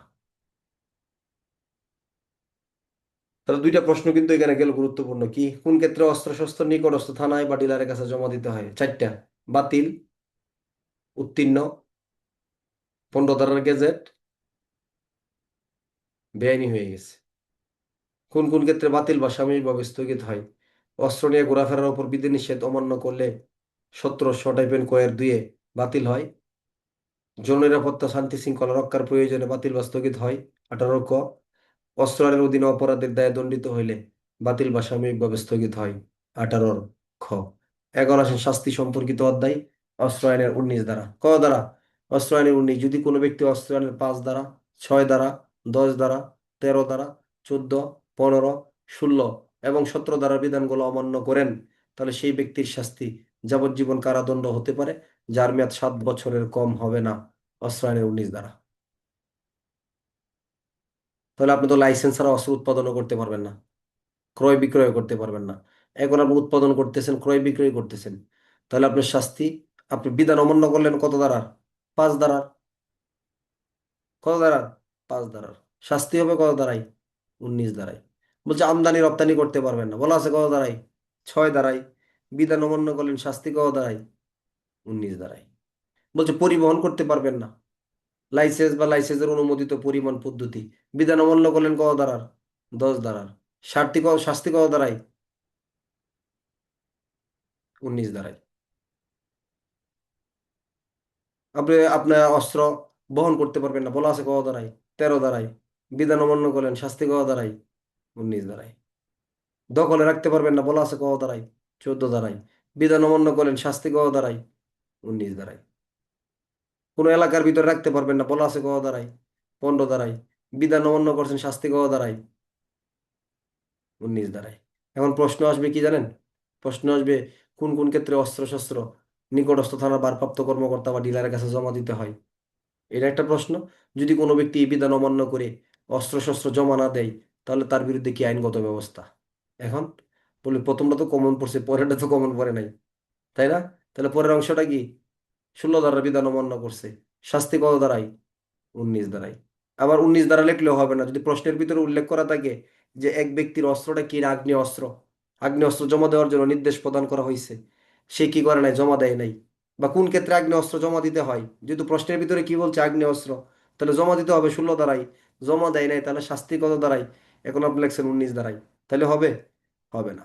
যদি আপনার অস্ত্র আইনের এই যে 16 দ্বারার জমা দেওয়ার বিধানটা যদি শুধু অস্ত্র হইতো, তাহলে জমা দিতে হইতো এই ধারাতেই। কিন্তু আগ্নেয়াস্ত্র যদি যদি জমা না দিত, তাহলে 19 দ্বারাই শাস্তি হবে। কিন্তু যদি এটা আগ্নেয়াস্ত্র হয়ে থাকে, তাহলে জমা না দিলে শাস্তির দ্বারা কোথায় চলে যাবে? 19-এর শ টাইপের ক ধারা। কোন কোন অস্ত্র? যদি পিস্তল, রিভলভার, রাইফেল, শটগান, যদি এরকম হয়ে থাকে, তাহলে ধারার 19 থাকবে না, কোথায় চলে যাবে? একই রকম বিধান, তাহলে 19-এর শ টাইপের ক ধারায় চলে যাবে। ওইখানেও শাস্তি কি হইতে পারে? যাবজ্জীবন কারাদণ্ড হইতে পারে, যার মেয়াদ কি হবে না? 10 বছরের কম হবে না। 10 বছরের কম হবে না। এরপরে বলতেছিলাম 19 দ্বারা। 17 দ্বারায় কি বলছে? অস্ত্র আইনের এই যে লাইসেন্স নিয়ে বিধিবিধান, তথ্য সংরক্ষণ করলেন না, অস্ত্র প্রদর্শন করলেন না, হাজির করলেন না, তাহলে বিধান অমান্য করলে শাস্তি কত দ্বারাই? 19 দ্বারাই। তাহলে অস্ত্র আইনের 19 দ্বারা কয়টা বিধান অমান্য করার শাস্তি? 5, 6, 10, 13, 14, 15, 16, 17। কয়টা দ্বারা? 8টা। আর একটা বলছে নোটিশ বা তথ্য তথ্য প্রদান, নোটিশ সংক্রান্ত কি? উক্ত ধারা বিধান অনুযায়ী যদি প্রয়োজনীয় নোটিশ দান না করে, তাহলে সেই সবগুলোর জন্য শাস্তির বিধান অস্ত্র আইনে কত দ্বারা? 19 দ্বারা। এখন এখানে যদি একটু গভীরভাবে আপনি পড়তে চান, তাহলে একটা থিম আছে, এটা একটু মিলায় নেন। আপনি পদোন্নতি পরীক্ষার ক্ষেত্রে মোটামুটি কাজে লাগাইতে পারবেন, কিন্তু পরীক্ষার পরে মামলা দেওয়ার সময় আপনাকে খুব বেশি কাজে লাগাইতে হবে এগুলা। তাহলে 19 ধারাটা যেটা আছে, এটা অস্ত্র আইনের 19 এবং 19-এর ক আছে, দুইটা আলাদা, দুইটা কিন্তু মূল ধারা। আবার 19 ধারার ভিতরে কি আছে? ক, খ, গ, গ, ঙ, এগুলো একটু নেন, মানে একটা থিম আছে, মিলাইতে পারবেন। অস্ত্র আইনের 19-এর ব্র্যাকেট ক মানে কি? তাহলে ধরো অস্ত্র আইনের কোনো ব্যক্তি 5 ধারার বিধান অমান্য করলো, তাহলে 19 ধারা লিখবেন না 19-এর ব্র্যাকেট ক লিখবেন? ভালো হবে কোনটা লিখলে? ওই 5 ধারাটা এসে এখানে কোথায় বসছে? ব্র্যাকেট কতে। উপরের যে হেডিং এর ধারাগুলো একটু বলেন।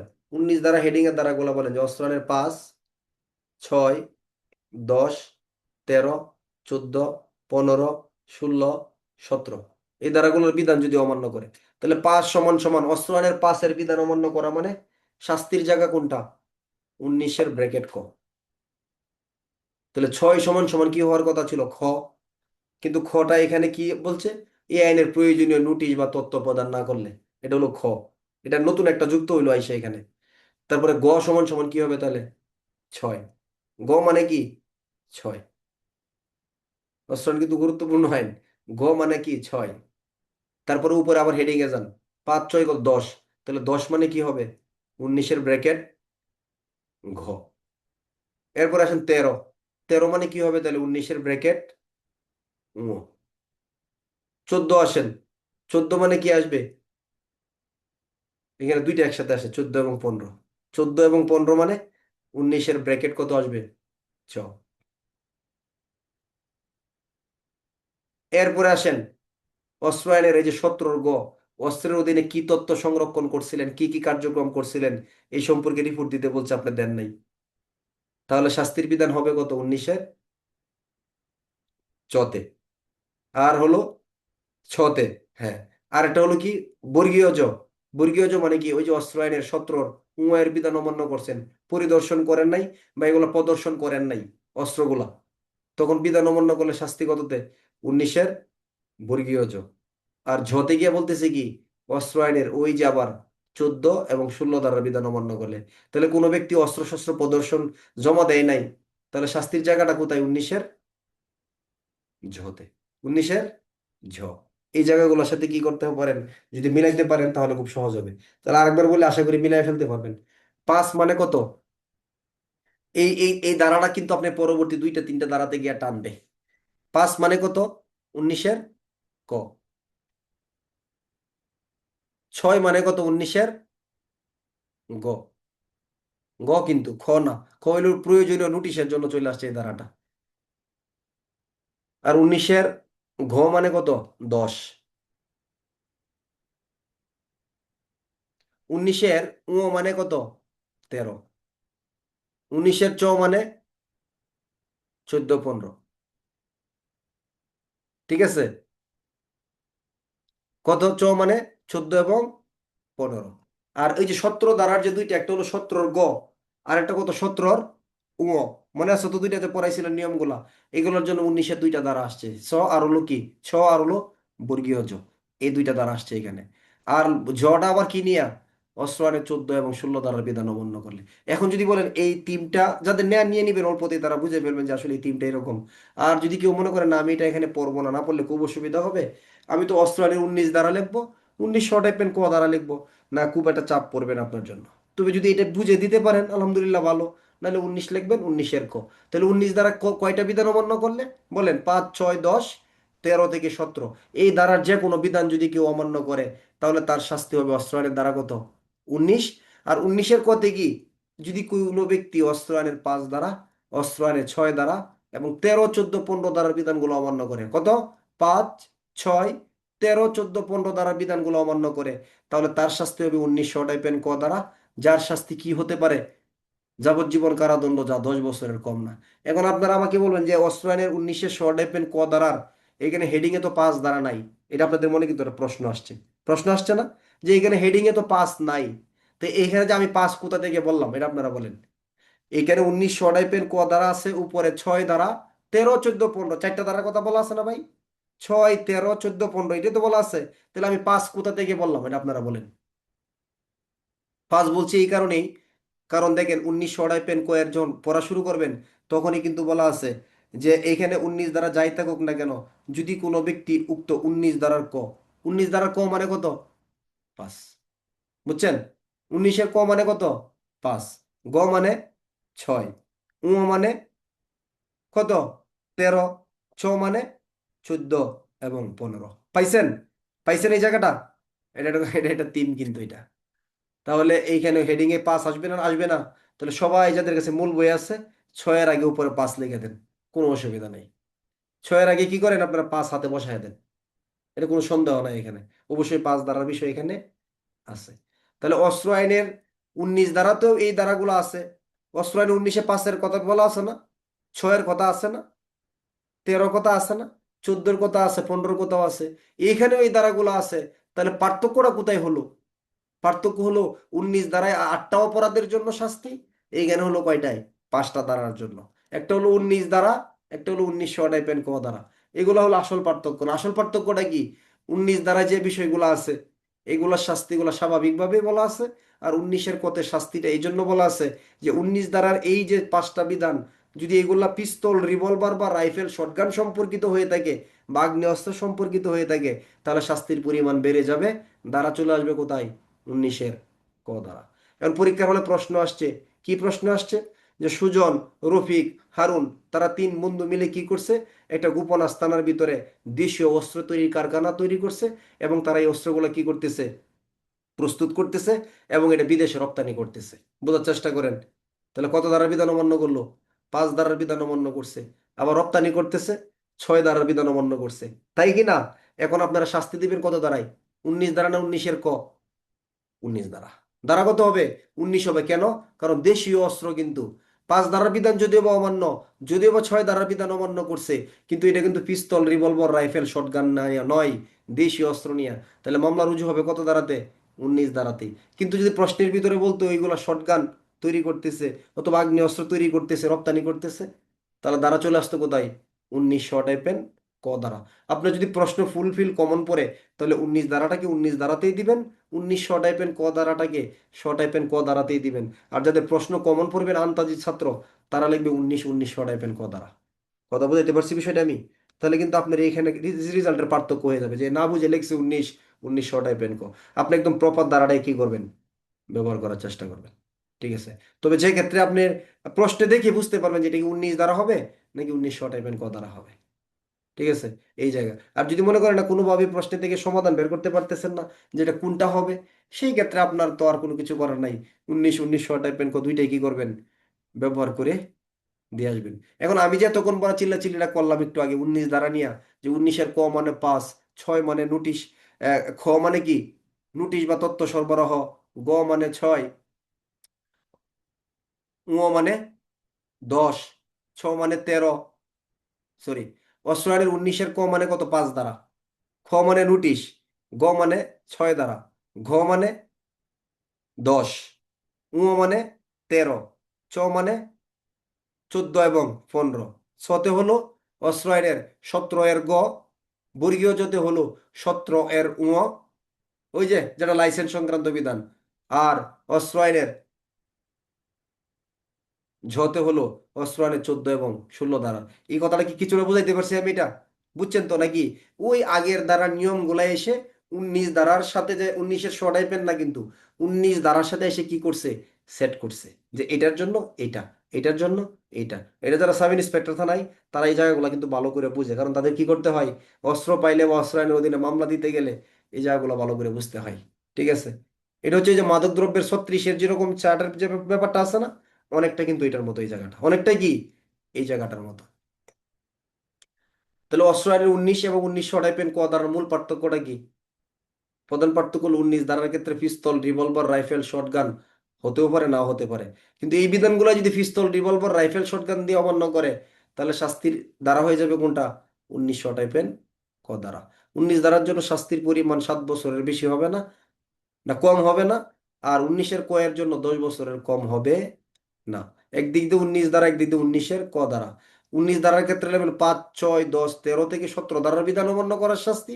19-এর কতে লাগবেন অস্ত্রায়নের 5, 6, 13, 14, 15 ধারার বিধান অমান্য করার শাস্তি। এখন এবারে আসেন, তাহলে দেখেন একই বিষয় শাস্তির জায়গা কোথায় চলে যাবে। তাহলে অস্ত্র আইনে আপনি যদি কোনো ব্যক্তি 5 ধারার বিধান অমান্য করে, তার শাস্তি কত দ্বারা? বোঝার চেষ্টা করেন। 19 ধারা। যদি কোনো ব্যক্তি 5 ধারার বিধান পিস্তল, রিভলভার, রাইফেল, শটগান দিয়ে অমান্য করে, তাহলে তার শাস্তি কত দ্বারা? অস্ত্র আইনের 19-এর টাইপের ক দ্বারা। আবার যদি কেউ 5 ধারার বিধানগুলো অমান্য করে গোপনে, তাহলে তার শাস্তির বিধান অস্ত্র আইনের 20 ধারা। ক দ্বারা? 20 ধারা। যদি কোনো ব্যক্তি গোপনে অস্ত্র আইনের 5 ধারা, 6 ধারা, 10 ধারা এবং 14, 15 ধারার বিধানগুলো গোপনে অমান্য করেন, গোপনে মানে কি, গোপনে 5, 6, 10 এবং 14, 15 ধারার বিধানগুলো অমান্য করেন, অথবা অস্ত্র আইনের 25 ধারা তল্লাশির সময় কেউ এগুলা গোপন করে রাখেন, তাহলে সেই ব্যক্তিদের শাস্তি হবে অস্ত্র আইনের 20 ধারা। আর যদি এই বিষয়গুলো গোপনেই করেন, তবে পিস্তল, রিভলভার, রাইফেল, শটগান সম্পর্কিত, তাহলে তার শাস্তি হবে 20 ধারা। এটার পরিমাণ কি হবে, বাড়বে। এক জায়গায় মেবি 7 বছর, আরেক জায়গায় মনে হয় কত বছর, 14 বছর পর্যন্ত হতে পারে।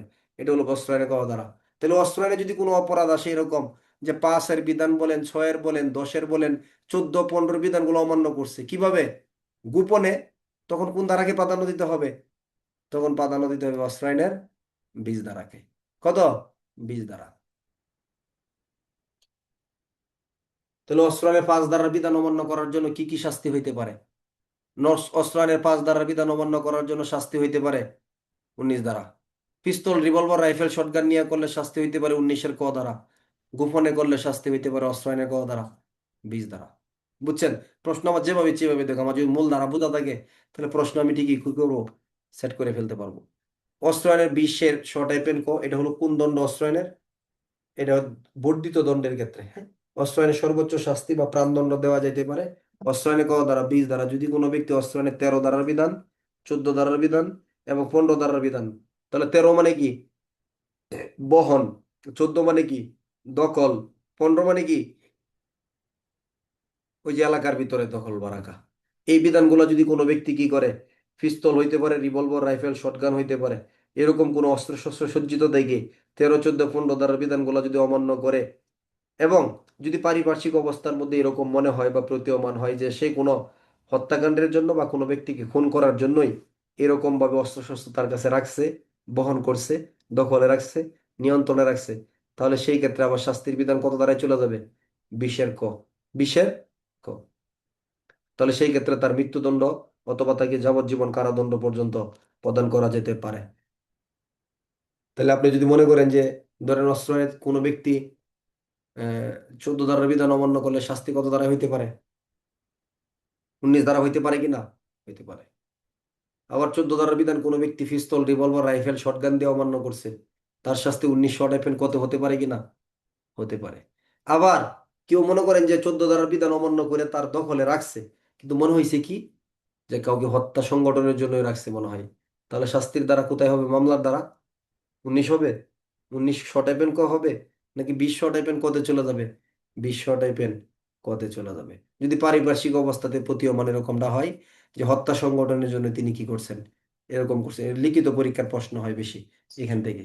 অস্ত্র আইনের 21 ধারা হলো যদি কোনো ব্যক্তি অস্ত্র আইনের লাইসেন্স সংক্রান্ত শর্ত ভঙ্গ বা লঙ্ঘন করে, তো লাইসেন্স সংক্রান্ত শর্ত যদি কেউ অমান্য করে, তাহলে ইতিমধ্যে যে ধারাগুলো পড়ে আসছে এখানে যদি কোনো শাস্তির বিধান তার না থাকে, তাহলে অন্য অন্য ক্ষেত্রে তার শাস্তির বিধান হবে অস্ত্র আইনের কত ধারা? 21 ধারা। অস্ত্র আইনের 21, তুলনামূলক কম গুরুত্বপূর্ণ ধারা এটা। তাও লাইসেন্স সংক্রান্ত কোনো বিধান অমান্য করলে পূর্বের গুলোর সাথে মিললে তো মিললই, নাহলে সাথে 21 ধারা আপনারা কি করবেন? বসাবেন। অস্ত্র আইনের 22 ধারা হলো জেনে বুঝে কোনো ব্যক্তির কাছ থেকে আপনি অস্ত্র ক্রয় করলেন, যার কাছে কি নাই, অস্ত্র বিক্রি করার কোনো লাইসেন্স নাই, অথবা এমন ব্যক্তির কাছে অস্ত্র শস্ত্র হস্তান্তর করলেন যার অস্ত্র রাখার কোনো অধিকার নাই বা ক্ষমতা নাই। তাহলে জ্ঞাতসারে লাইসেন্সবিহীন ব্যক্তির নিকট থেকে অস্ত্রশস্ত্র ক্রয় করলে এবং অস্ত্র ধারণ বা রাখার অধিকারী নয় এমন ব্যক্তির নিকট অস্ত্রশস্ত্র হস্তান্তর বা অর্পণ করার শাস্তি হবে অস্ত্র আইনের 22 ধারা। অস্ত্র আইনের কত ধারা? তাহলে ওইটা কয়টা অপরাধ? যার লাইসেন্স নাই তার কাছ থেকে ক্রয় করলেন, যার লাইসেন্স নাই তার কাছে হস্তান্তর করলেন বা তার কাছে অর্পণ করলেন, এই ব্যক্তির শাস্তি হবে অস্ত্র আইনের কত ধারা? 22 ধারা। অস্ত্র আইনের 22।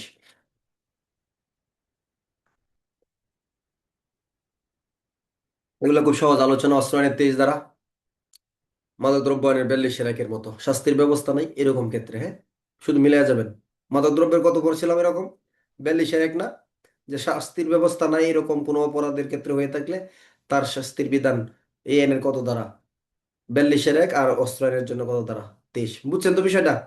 মানে এমন একটা অস্ত্র আইনের অপরাধ করছেন যে আইনে কোথাও এরকম শাস্তির কোনো বিধিবিধান দেয়া নাই, বলবেন এটা তো অস্ত্র আইনের কোনো ধারার সাথে মিল পড়তেছে না, তখন আপনি ধারার ব্যবস্থা করবেন কত? অস্ত্র আইনের 23 ধারা। 24 ধারা হলো যদি কোনো ব্যক্তি অস্ত্র আইনের অপরাধের দায়ে দণ্ডিত হয়ে থাকে, অস্ত্রশস্ত্র গোলাবারুদ সামরিক সরঞ্জাম সম্পর্কিত কোনো অপরাধ করে ফেলে এবং দণ্ডী হয়ে থাকে, তাহলে দণ্ড প্রদানকারী আদালত তার অস্ত্রশস্ত্র গোলাবারুদ সামরিক সরঞ্জাম এবং এগুলোর সাথে জড়িত যানবাহন বা অন্যান্য মালামাল যেগুলো আছে ইত্যাদি কি করতে পারবেন? বাজেয়াপ্ত করার নির্দেশ দিতে পারবেন। কি করতে পারবেন? বাজেয়াপ্ত নির্দেশ দিতে পারবেন। কত ধারার মতো মাদক দ্রব্যের? অনেকটা 26-এর মতো, যে মাদকদ্রব্য বাজেয়াপ্ত হবে এর সাথে যেগুলো পাবে যানবাহন মালামাল এগুলো কি হবে। ওইখানে বলছে কোন কোনগুলো বাজেয়াপ্ত যোগ্য, আর এখানে বলছে অস্ত্র গোলা বারুদ সামরিক সরঞ্জাম মধ্যে নিয়ে যদি কোনো বিধান অমান্য করে তাহলে সেই ক্ষেত্রে কি হবে? তার এগুলা বাজেয়াপ্ত হবে এবং এগুলোর সাথে অন্যান্য মালামাল গুলো বাজেয়াপ্ত হবে। অস্ত্র আইনের দ্বারা কত? 24 ধারা। অস্ত্র আইনের 24। 25, কোথাও অস্ত্র আছে আপনি পুলিশ অফিসার বিনা পরোয়ানায় তল্লাশি করতে পারবেন অস্ত্রের জন্য? বিনা পরোয়ানায় তল্লাশি করতে পারবেন? সম্ভব? পারবেন না। অস্ত্র আইনের জন্য তল্লাশি করতে গেলে পরোয়ানা নিতে হবে। পরোয়ানার জন্য আবেদন করবেন পুলিশ আইনে 24, পুলিশ প্রবিধানে 213 বিধি। আর আপনি এই অস্ত্রের জন্য যে পুলিশ ম্যাজিস্ট্রেট যে পরোয়ানাটা প্রদান করবেন, এটা দিবেন কত ধারায়? অস্ত্র আইনের 25 ধারায়। অস্ত্র আইনের কত? 25 ধারায়। এটা একটা বিষয়। তাহলে এই ক্ষেত্রে অস্ত্র আইনের 25 ধারা আমাদের দরকার। আরেকটা কোন বিষয়, যে অস্ত্রের জন্য যদি তল্লাশি করতেও হয়, পরোয়ানা পায়, তাহলে সর্বনিম্ন কোন পদের পুলিশ অফিসার লাগবে? ইন্সপেক্টর বা তার উপরের পদমর্যাদার অফিসারের উপস্থিতি কি করতে হবে? পুলিশ প্রবিধানের 280-র বিধি, তাই না? ঝ একজন পুলিশ পরিদর্শক বা তার উপরের পদমর্যাদার অফিসারের উপস্থিতি কি করতে হবে? তল্লাশি করতে হবে। আর অস্ত্র আইনে 25 ধারা আলোচনার বিষয়টা কি?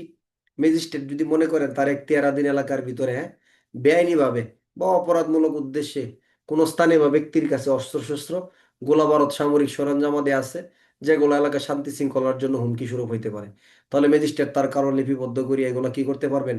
ওখানে প্রবেশ করতে পারবেন, তল্লাশিও করতে পারবেন, আটকও করতে পারবেন। যতদিন পর্যন্ত প্রয়োজন ততদিন পর্যন্ত এগুলা কি রাখতে পারবেন? এমসিকিউ প্রশ্ন হয়েছে কিন্তু, যে যদি এগুলো তল্লাশি বা আটক করা হয়, কতদিন পর্যন্ত আটক রাখতে পারেন? 15 দিন, 30 দিন, 1 মাস, না যতদিন প্রয়োজন ততদিন? যতদিন প্রয়োজন ততদিন পর্যন্ত কি রাখতে পারেন? 2024 সালে এসএ থেকে সাব ইন্সপেক্টর পরীক্ষার প্রশ্ন। ততদিন পর্যন্ত কি করতে পারেন? আটক রাখতে পারবেন। আর এই ধরনের তল্লাশি যদি করতে হয়, তাহলে অবশ্যই ম্যাজিস্ট্রেট কর্তৃক করতে হবে, অথবা ম্যাজিস্ট্রেট বা সরকারের নিকট থেকে ক্ষমতাপ্রাপ্ত কোনো অফিসারের উপস্থিতি কি করতে হবে? এই ধরনের তল্লাশি কার্যক্রম পরিচালনা করতে হবে। ধারা কত? অস্ত্র আইনের 25 ধারা। তাহলে অস্ত্র আইনের 25 ধারা তল্লাশি কি পুলিশ করছে না ম্যাজিস্ট্রেট? ম্যাজিস্ট্রেট। অন্য কোনো ব্যক্তি করতে গেলে ম্যাজিস্ট্রেট বা সরকারের নিকট থেকে কি লাগবে? অনুমোদন, মানে পরোয়ানা নিতে হবে। কি নিতে হবে? এই অনুমোদন মানেই পরোয়ানা নিয়ে করতে হবে। অস্ত্র আইনের কত ধারা? 25 ধারা। 26 ধারা হলো এই যে ক্রুক। 24-এ তো পড়ছি বাজেয়াপ্ত, 26 হলো ক্রুক করা বা আটক করার ইত্যাদির ক্ষমতা। যদি আপনার সরকার জননিরাপত্তা বা শান্তি শৃঙ্খলা রক্ষার প্রয়োজনে মনে করেন যে লাইসেন্সধারী যে কোনো ব্যক্তির অস্ত্র শস্ত্র ইত্যাদি কি করতে হবে, আহ ইত্যাদি কি করতে হবে? ক্রুক করতে হবে বা দখল করতে হবে, তাহলে যতদিন ইচ্ছে ততদিন এগুলো কি করতে পারবেন? আটক করে রাখতে পারবেন। অস্ত্র আইনের কত ধারা? 26 ধারা। কিসের প্রয়োজনে তাহলে 26 ধারা অস্ত্র আটক ক্রুক করার ক্ষমতা কিসের প্রয়োজনে করবেন এগুলো? কার প্রয়োজনে? জননিরাপত্তার প্রয়োজনে, হ্যাঁ, জননিরাপত্তার প্রয়োজনে অস্ত্র আইনের কত ধারা? 26 ধারা। অস্ত্র আইনের 26। 27 ধারা না পড়লেও চলবে। 27 হলো যাদেরকে অস্ত্র শস্ত্র ইত্যাদি জমা দিতে হয়, বিভিন্ন বিধিবিধান আছে না, সরকার কোনো কোনো ব্যক্তি কোনো কোনো অঞ্চলকে এই ধারার বিধান থেকে কি করতে পারেন? অব্যাহতি দিতে পারেন। আবার অব্যাহতির আদেশ বাতিল করে আবার একই ধরনের আদেশ তাদের প্রতি প্রদান করতে পারেন। এটা প্রশ্ন করার মতো কোনো কিছু নাই। অস্ত্র আইনের 28 ধারার যে বিষয়টা, অস্ত্র আইনের 28 ধারার আলোচনার বিষয়বস্তু হলো কি করবে? ওই যে আপনার কোনো ব্যক্তি যদি জানে এই আইনের অধীনে কোনো অপরাধ কোনো স্থানে কি হয়েছে, যদি দেখেন এই আইনের অধীনে কোনো অপরাধ কোনো স্থানে সংগঠন হয়েছে বা সংগঠন হওয়ার সম্ভাবনা আছে বা অবগত আছে, তাহলে এই সম্পর্কে তিনি অবশ্যই পুলিশ অফিসার ম্যাজিস্ট্রেটকে কি করবেন? জানাবেন। এটা একটা। আর একটা হলো ধরেন আমি যানবাহনের দায়িত্বে আছি, ড্রাইভার, চালক বা হেল্পার, হ্যাঁ, অথবা কি বলে কন্ডাক্টর, দায়িত্ব পালন করতেছি। এইখানে মনে হয়েছে কোনো ব্যক্তির কাছে কোনো যানবাহনে বাক্সে পেট্রা প্যাকেজের ভিতরে কোনো ধরনের অস্ত্র শস্ত্র গোলাবারুদ সামরিক সরঞ্জামাদি আছে, তাহলে এই যানবাহনের দায়িত্বপ্রাপ্ত ব্যক্তি যারা আছে, কর্মচারী, তারা এই যদি সন্দেহ করেন, তাহলে সেই ক্ষেত্রে নিকটবর্তী পুলিশ কর্মচারীকে বিষয়টা অবশ্যই কি করবেন? জানাবেন। তাহলে মূলত এই ধারা কার্যক্রমটা হলো কোনো অপরাধ কোনো স্থানে যদি কি হয়ে থাকে, অপরাধ সংগঠনের বিষয়কে অবগত থাকে, এটা হইতে পারে, অথবা যানবাহনের দায়িত্বপ্রাপ্ত বা নিয়োজিত কর্মচারী যারা আছেন, তারা এই বিষয় সম্পর্কে পুলিশ অফিসার ম্যাজিস্ট্রেটকে কি করবেন? তথ্য বা সংবাদ সরবরাহ করবেন। অস্ত্র আইনের কত ধারা? 28 ধারা। অস্ত্র আইনের 29 ধারা আলোচনা বিষয়। অস্ত্র আইনের 29 ধারার আলোচনা, হ্যাঁ। হুম, অনুসরণ।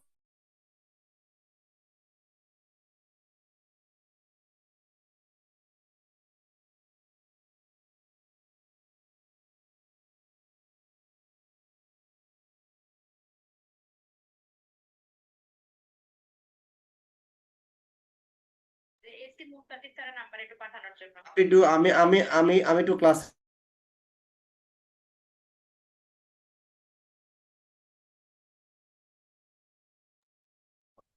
29 ধারা নাই। 29 ধারা নাই। 30 ধারা খুব একটা গুরুত্বপূর্ণ না। 19-এর ধারার তল্লাশি মানে কি? 19-এর বলতে আমরা কত বুঝি? অস্ত্র আইনে 14 এবং 15 ধারা নাকি? এই ধরনের তল্লাশি কার্যক্রম পরিচালনার ক্ষেত্রে কি করতে হবে? তল্লাশি কার্যক্রম যদি পরিচালনা করতে হয় তাহলে ফৌজদারি কার্যবিধি অনুসারে তল্লাশি করতে হবে। সেই ক্ষেত্রে সরকারের নিকট থেকে বিশেষভাবে ক্ষমতাপ্রাপ্ত অফিসার না বললে চলবে, আপনার জরুরি কিছু না। অস্ত্র আইনের 30-এর ক, এটা কি অস্ত্র না আগ্নেয় অস্ত্র? এটা আদালত যদি বুঝতে পারে তাহলে বিশেষজ্ঞের মতামতের প্রয়োজন নাই। আর যদি বুঝতে না পারে এটা কোন ধরনের অস্ত্র, তাহলে সেই ক্ষেত্রে কি করতে হবে? বিশেষজ্ঞের মতামত জন্য প্রয়োজন হইতে পারে। তাহলে মতামত নিষ্প্রয়োজন কখন? যদি অস্ত্রটা প্রকৃতপক্ষে কি অস্ত্র আদালত বুঝতে পারে তখন, তাই না? আর অস্ত্র আইনের 30 খ, ঠিক মাদকদ্রব্যের মতোই পড়বেন তদন্তের সময়সীমা। মাদকদ্রব্য যখন 31, আর এখানে দ্বারা কত হবে? 30 খ দ্বারা। তো 30 খটা কি উপধারা না মূল দ্বারা? মূল দ্বারা। তাহলে 30 খ-এর 1, যদি অপরাধ সংগঠনের সময় কোনো ব্যক্তি হাতে নাতে ধৃত হয়ে থাকে তাহলে সেই ক্ষেত্রে তদন্তের জন্য সময়সীমা হবে কত? 15 কার্য দিবস। আর যদি হাতে নাতে ধৃত না হয়ে থাকে তাহলে সেই ক্ষেত্রে তদন্তের জন্য সময়সীমা হবে 60 কার্য দিবস। কত? 15 এবং 60। দুই হলো পরবর্তী আর মেয়াদ আরো 7 কার্য দিবস বাড়বে। তিনি হলো 24 ঘন্টার ভিতরে। তাহলে মাদকের আপনার 31-এর 2 কতদিন বাড়ছিল পরবর্তী সময়সীমা? মনে আছে? 15। পরে কি বাড়ছিল? 15। আর অস্ত্রের দিকে বাড়ছে কতদিন? 7।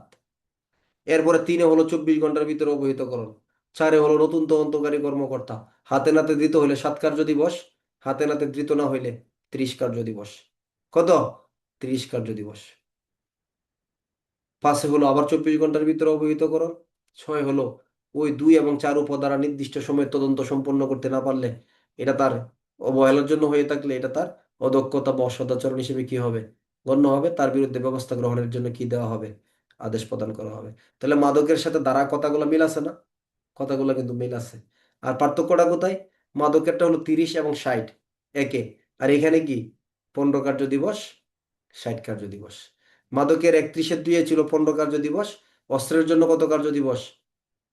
7 কার্য দিবস পরবর্তী সময়ে। মাদকের 31-এর 4-এ ছিল পরবর্তীতে কত কার্য দিবস? 15 এবং 30। আর এখানে আসছে কত? 7 এবং 30। তাহলে মাদকের চেয়ে অস্ত্রের জন্য সময় কম না বেশি? উত্তর হলো কম। উত্তর হলো কি? কম। পারবেন না? শুধু সময়টা মিলাই নেওয়া যা। আর প্যাটার্নটা কিন্তু কিসের মতো? ওইটার মতোই। 31 হলো যেটা অস্ত্র আইনেও অপরাধ, অন্য আইনেও অপরাধ। তাহলে অন্য আইনে যদি শাস্তি দেয়, অস্ত্র আইন কোনো ধরনের বাধা বা প্রতিবন্ধকতা সৃষ্টি করবে না। তবে একবার যদি অস্ত্র আইনের এক আইনে একবার শাস্তি দেওয়া হইলে একই অপরাধের জন্য তাকে কি করা যাবে না? 2বার শাস্তি প্রদান করা যাবে না, তাই না? অস্ত্র আইনে করা দ্বারা। আমি একটু শেষ করিয়ে দিতে চাচ্ছি মূলত আইনটা। আগামী ক্লাস থেকে আপনাদের শিশু আইনটাই শুরু করবো, যেহেতু আপনাদেরকে আগে থেকে এগুলো রেকর্ড দিয়ে আসতেছি বা আপনারা অনেকেই এগুলো পড়ছেন, সেটা বিষয় না, কিন্তু অংশগুলো একটু সহজ বিদায় আমি একটু শেষ করতে চাচ্ছি এই জায়গাগুলো। 32 ধারা খুব গুরুত্বপূর্ণ না? আপনি আব্দুর রহমান, আব্দুর রায়হান, আবু রায়হান আপনার সরকারি কর্মচারী নিযুক্ত করা হয়েছে কেন? ওই যে জনগণের যেমন কি হয় গৃহ গণনী, আগে হয়তো আদমশুমারি, পরে হয়েছে কি গৃহ গণনা গণশুমারি। তাহলে অস্ত্রের জন্য সেন্সাস বা অস্ত্রের জন্য কি করতে পারেন? গণনা বা শুমারির জন্য কি করতে পারেন? কর্মকর্তা নিযুক্ত করতে পারেন। এই সম্পর্কে কর্মকর্তা লোকজনকে অস্ত্র সম্পর্কে বা কার্যক্রম সম্পর্কে, সংখ্যা সম্পর্কে প্রতিবেদন দেওয়ার জন্য নির্দেশ প্রদান করবেন। যদি কোনো ব্যক্তি এই বিধান অমান্য করেন, এই অস্ত্র শুমারি বা অস্ত্র গণনার বিষয়ে বাধা বা প্রতিবন্ধকতা সৃষ্টি করেন, তাহলে তাকে শাস্তি দেওয়া যাবে। অস্ত্র আইনের কত ধারাতে? অস্ত্র আইনের 32 ধারাতে শাস্তি দেওয়া যাবে। 33 ধারা এমসিকিউ প্রশ্ন আসতে পারে। যদি অস্ত্র আইনের অধীনে কোনো অপরাধের জন্য কারো বিরুদ্ধে ফৌজদারি মামলা করতে হয় তাহলে অন্তত 1 মাস পূর্বেই তাকে নোটিশ দিতে হবে। আর না হলে 3 মাসের ভিতরে কি করা যাবে না? মামলা করা যাবে না। তাহলে অস্ত্রের অপরাধের জন্য ফৌজদারি মামলা করতে গেলে 1 মাস পূর্বে নোটিশ দিতে হবে। যদি 1 মাস পূর্বে আপনি নোটিশ না দেন তাহলে 3 মাস না হলে কি করা যাবে না? তার বিরুদ্ধে কোনো মামলা করা যাবে, মামলা মোকদ্দমা করা যাবে না। আগামী ক্লাসে এগুলো একটু ভালো করে রিভিশন দিয়ে পরে আমরা সিরিয়ালি মনে হয় শিশু আইনটাই পড়ছিলাম খুব সম্ভবত। শিশু না সড়ক পরিবহন, নারী শিশু মাদক অস্ত্র, তারপর মনে হয় শিশু আইন খুব সম্ভবত। আগামী ক্লাস থেকে আপনাদের শিশু আইনে শুরু হবে ইনশাল্লাহ। আজকে আপনাদের এই পর্যন্ত। আল্লাহ হাফেজ। আসসালামু আলাইকুম রহমতুল্লাহি বরকাতুহ।